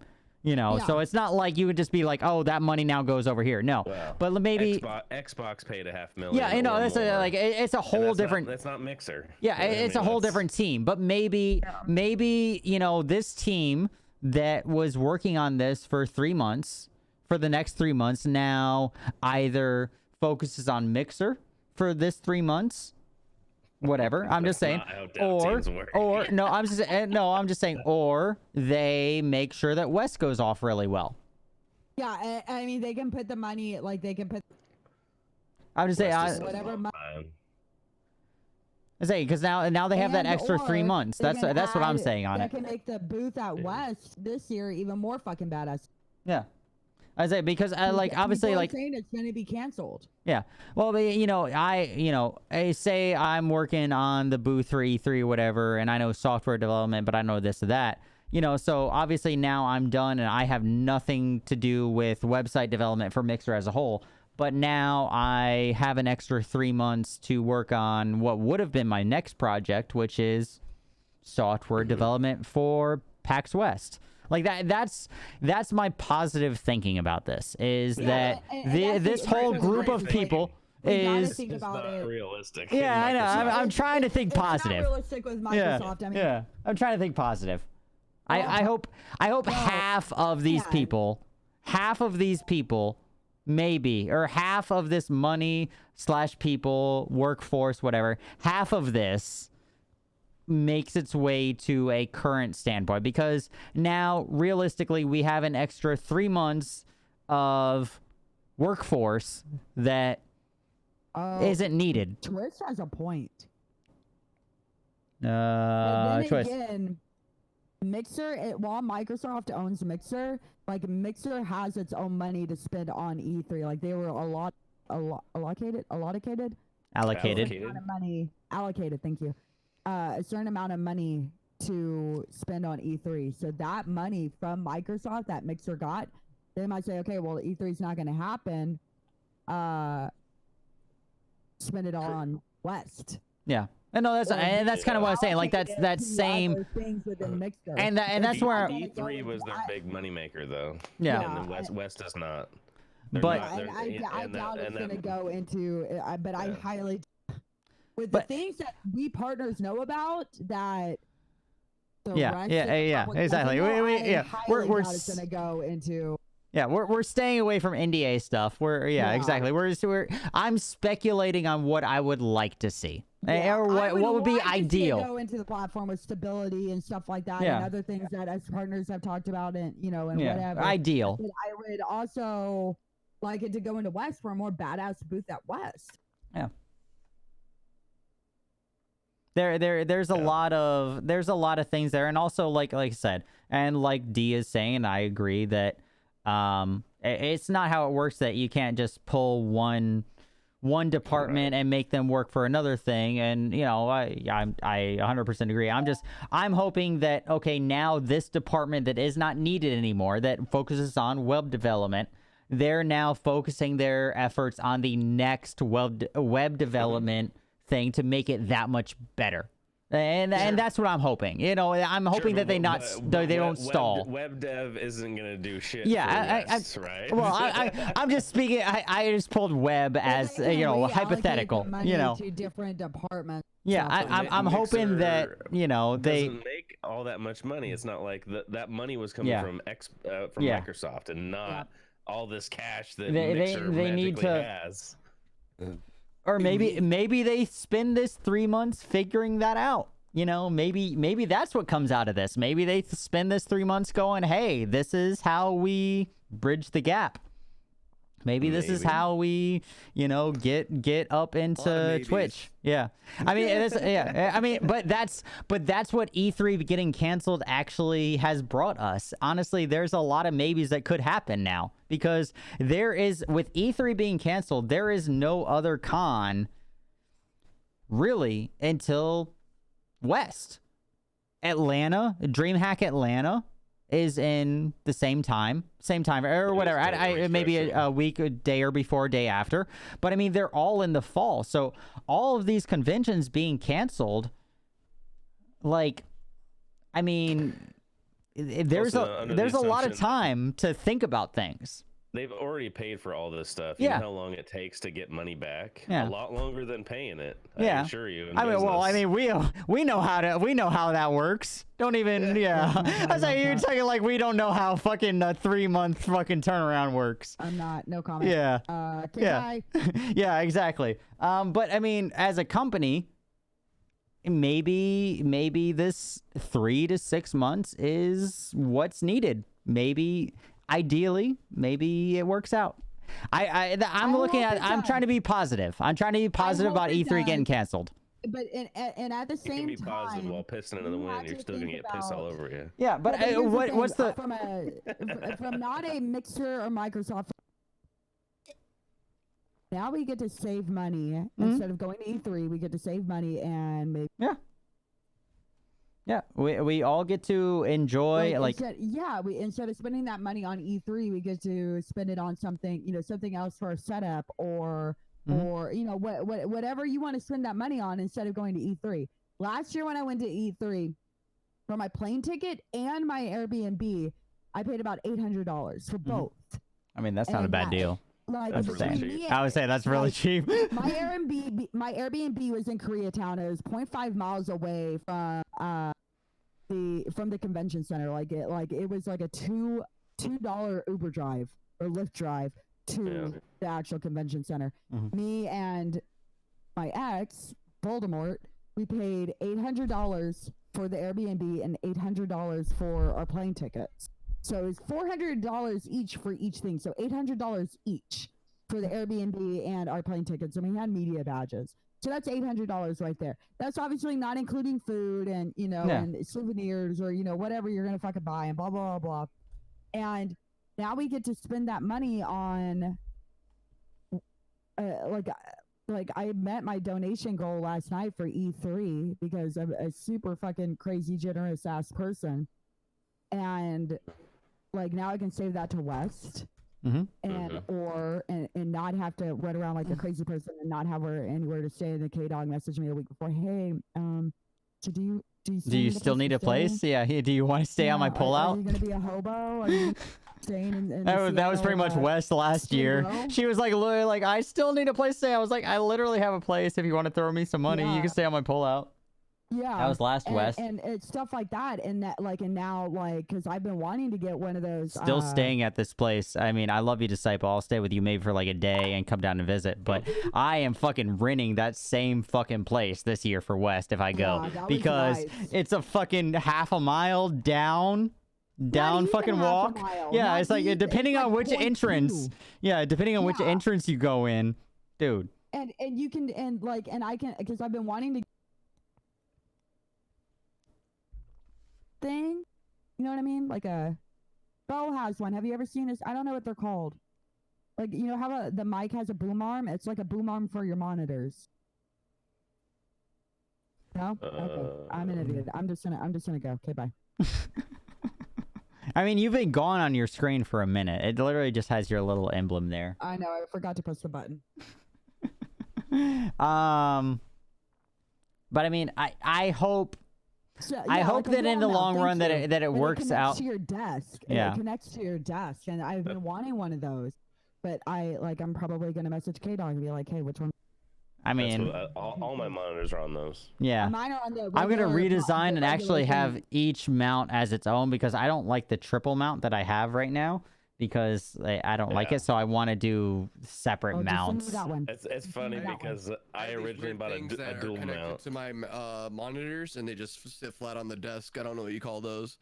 Yeah, I know. Like, now I can spend money to get a new desk or exactly. or and stuff like that. Like so cuts back on shit that we have to spend money on as streamers, as content creators going to these events. So because, and again, that's these aren't just going out and having fun and drinking with your friends. These are also business trips for us. Theoretically, yeah, and that's what I mean as an ideal. And at the end of the day, it's a business, and I get it. And 100%, I agree with Disciple, and I know he's more into this business than we are both, on stream and off stream. I'm saying simply the ideal of it of okay. We now don't have to spend this money here. Ideally, they allocate it here. That's all I'm saying. Is I'm just looking at the ideal. Whether or not that happens, we will see in 3 months. But that's the ideal. Since this is now canceled, ideally this money gets allocated correctly. Yeah. Whether that happens, the money was always borrowed. Yeah, the money was either borrowed. Yeah, but I mean, so it was already borrowed. So ideally, those people now, okay, hey, you were supposed to be working on this. Now you're working on this. And that's all I'm hoping. That it takes to that's all I'm hoping. The money was already there. The money was already borrowed. That's all I'm hoping, and that's and like I said, that's the positive mindset of it. And this coming from somebody who is very much a pessimistic fucking person, I am talking the positive, the hopeful mindset of it for the next 3 months, because I have no contracts from Twitch streamers, honestly. I mean, that's probably what that's probably what's gonna happen instead of we're not going to talk about it. Nope. I'm muting myself. Yeah. No, and we'll see over the next, and that's what I said. We'll see over the next 3 months how that money pays out, because it was borrowed. It is there. How it plays out, we'll see. Microsoft may or may not say, "Okay, bitch." Yeah, well, hey, you did great. Oh, we're gonna take our money back. Whatever. Maybe it plays out here and there. We'll see, and it's also like the mixer personnel and staff that goes into going to these events and putting on these events and making like the booths and all that stuff. Like, it's not just like the personalities or Pam's doing it. It's also like engineers, like the mixer engineers. There's a lot of money. There's a lot of people in each of these. Those are traditionally contractors, though. Yeah, not full-time Microsoft employees. Yeah. Well, yeah, but there are some, like at South, there like I sat down and had an hour conversation with them at South, and like maybe now they can focus on, I don't know, why am I dropping 600,000 frames in an hour? No. Yeah. For no reason on my internet. I just say we need to just fucking make a MixerCon here in Orlando, and all you guys can come fucking visit me and just be fucking done with it. No thanks. I don't like Orlando. Orlando is great. It is the premier destination for cons, even above Vegas at this point. Well, see, now is Guardian Con canceled? Have they No, canceled not yet. Con? Not yet. No, not see, yet if is the Guardian word. can, Guardian Disneyland just can. got I mean, canceled. to be fair, Guardian Con is like, it started in a bar, okay, guys? Like, they just renamed it to GCX, which I didn't even know. Everybody was like, oh, are you going to GCX? I'm like, what the fuck is GCX? They're like, oh, it's like the premier thing. It's like the premier thing in Orlando. And I fucking looked at the website and I'm like, oh, it's fucking Guardian Con. And I'm like, it's in a fucking, it's in a ballroom at fucking Rosen. I'm like, you guys don't realize, as a fucking local, especially, like, I didn't care much about Destiny, like, and I knew about it, but Guardian Con started in a fucking bar in Tampa as a fucking fan thing. So that's why I'm like, if people are like, oh, well, this is a big thing. Yeah, no, and I 100% back it. Okay. Don't get me wrong. I 100% back it. If you guys want to come visit me in Orlando, 100%. Oh, yeah, no, I might go. Dude, I'm fucking here. Yeah, no, that's what I tell people. Fucking come to Guardian Con. Come visit me. But that's what I'm saying. Like, okay, let's make fucking MixerCon into fucking Guardian Con, because they obviously want to branch out. This is their first year as GCX. Like, everybody's like, oh, are you going to GCX? I'm like, what the fuck is that? And that's the thing. So Mixer, hey, just branch out and be like, hey, we're going to do, instead of TwitchCon, we're going to do MixerCon in Orlando, because GCX Guardian Con also wants to be a bigger thing, obviously. So let's work with this company and be like, hey, let's make MixerCon in Orlando and just fucking, you know, or GCX, let's make this a thing and just fucking be done with it. That's how I feel on that thing, because like I say, like Guardian Con, I've heard about it for years, and I've just been like, oh well, I've gone, but it's Destiny. Did King start that?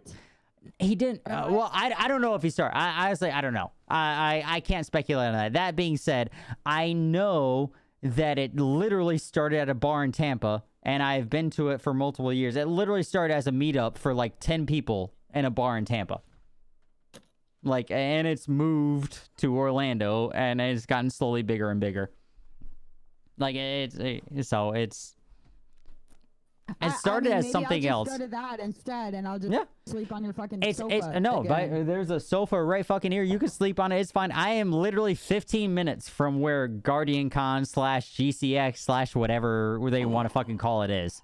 It's small. It is in the ballroom of Rosen Center.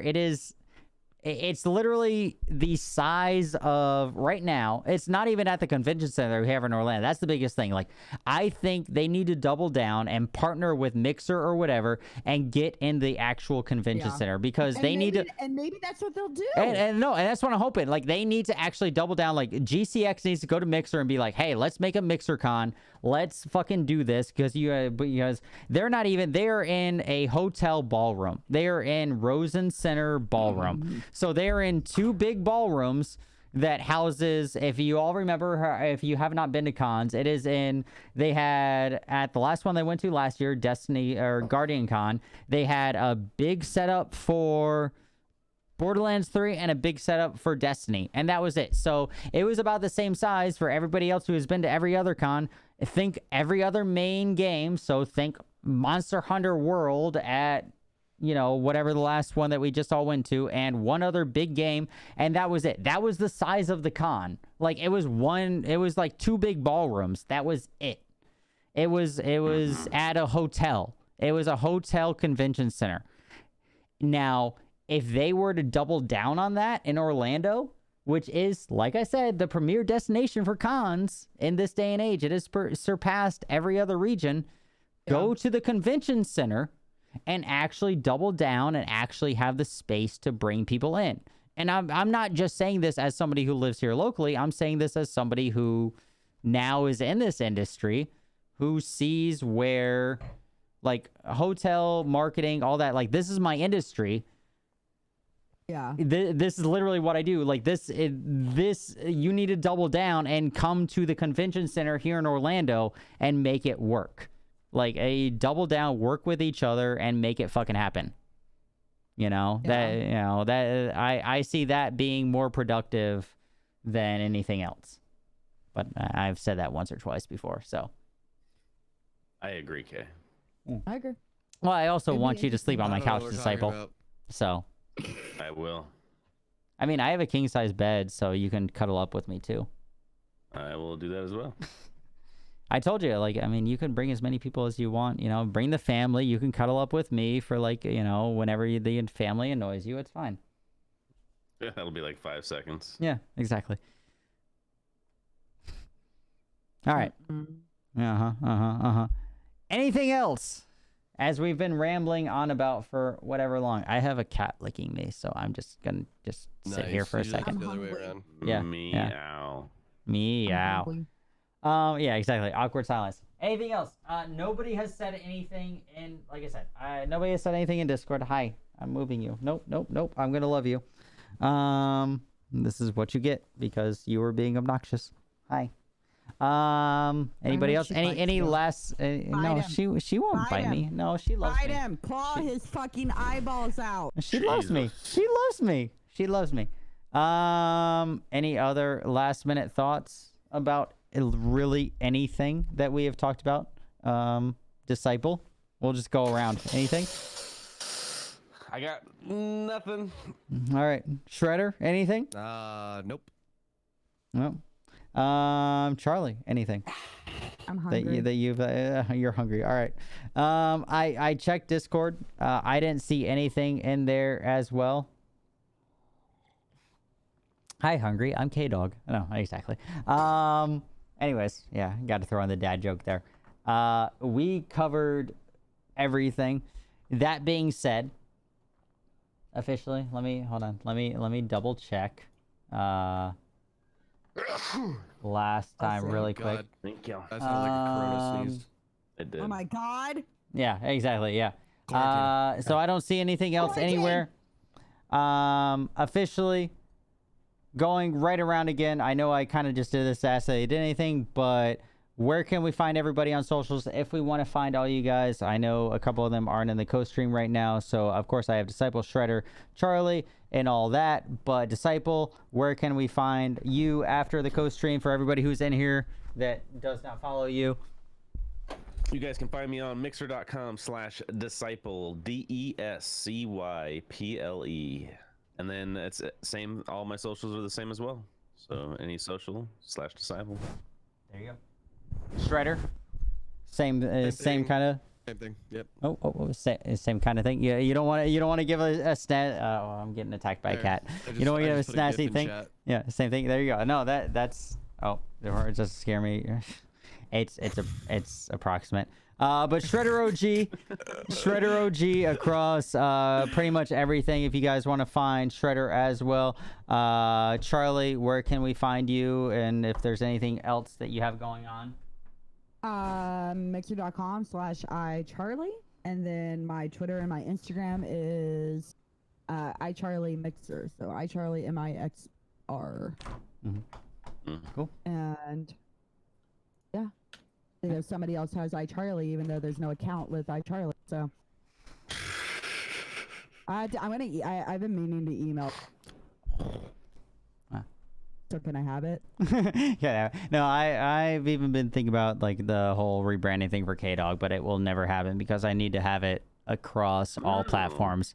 Well, I accepted Kdog 57 Gaming. Well, no, that's it. Like, yeah, it's just Kdog 57 Gaming is everything because unless I can get Kdog across everything, I will never change. So that's why Kdog 57 Gaming is what it is. I like it. Yeah. So if I can get Kdog across everything, just Kdog Gaming. No, Kdog 57. Nope. Okay. 57 is part of it. It sounds like a penis gaming. It just is what it is. Kdog 57, it is what it is. But that being said, everybody, thank you so much for hanging out. How are these gifts a thing? I don't know. Shredder's finding random gifts. Thank you everybody for hanging out on the YouTube side of it. Everybody, I appreciate all of you. We're gonna keep going, but the official recording is done as of now. You guys have a great rest of your night. K-Cat literally is destroying things right now, so love you long times. Don't do anything I wouldn't. And I made the recording, and I will see you guys like next week. Yeah, wash your hands. Wash your hands, everybody. Yeah. Just do what Charlie said. Bye. Everybody say bye. Bye. Bye. Wash your hands. Bye. Don't do it.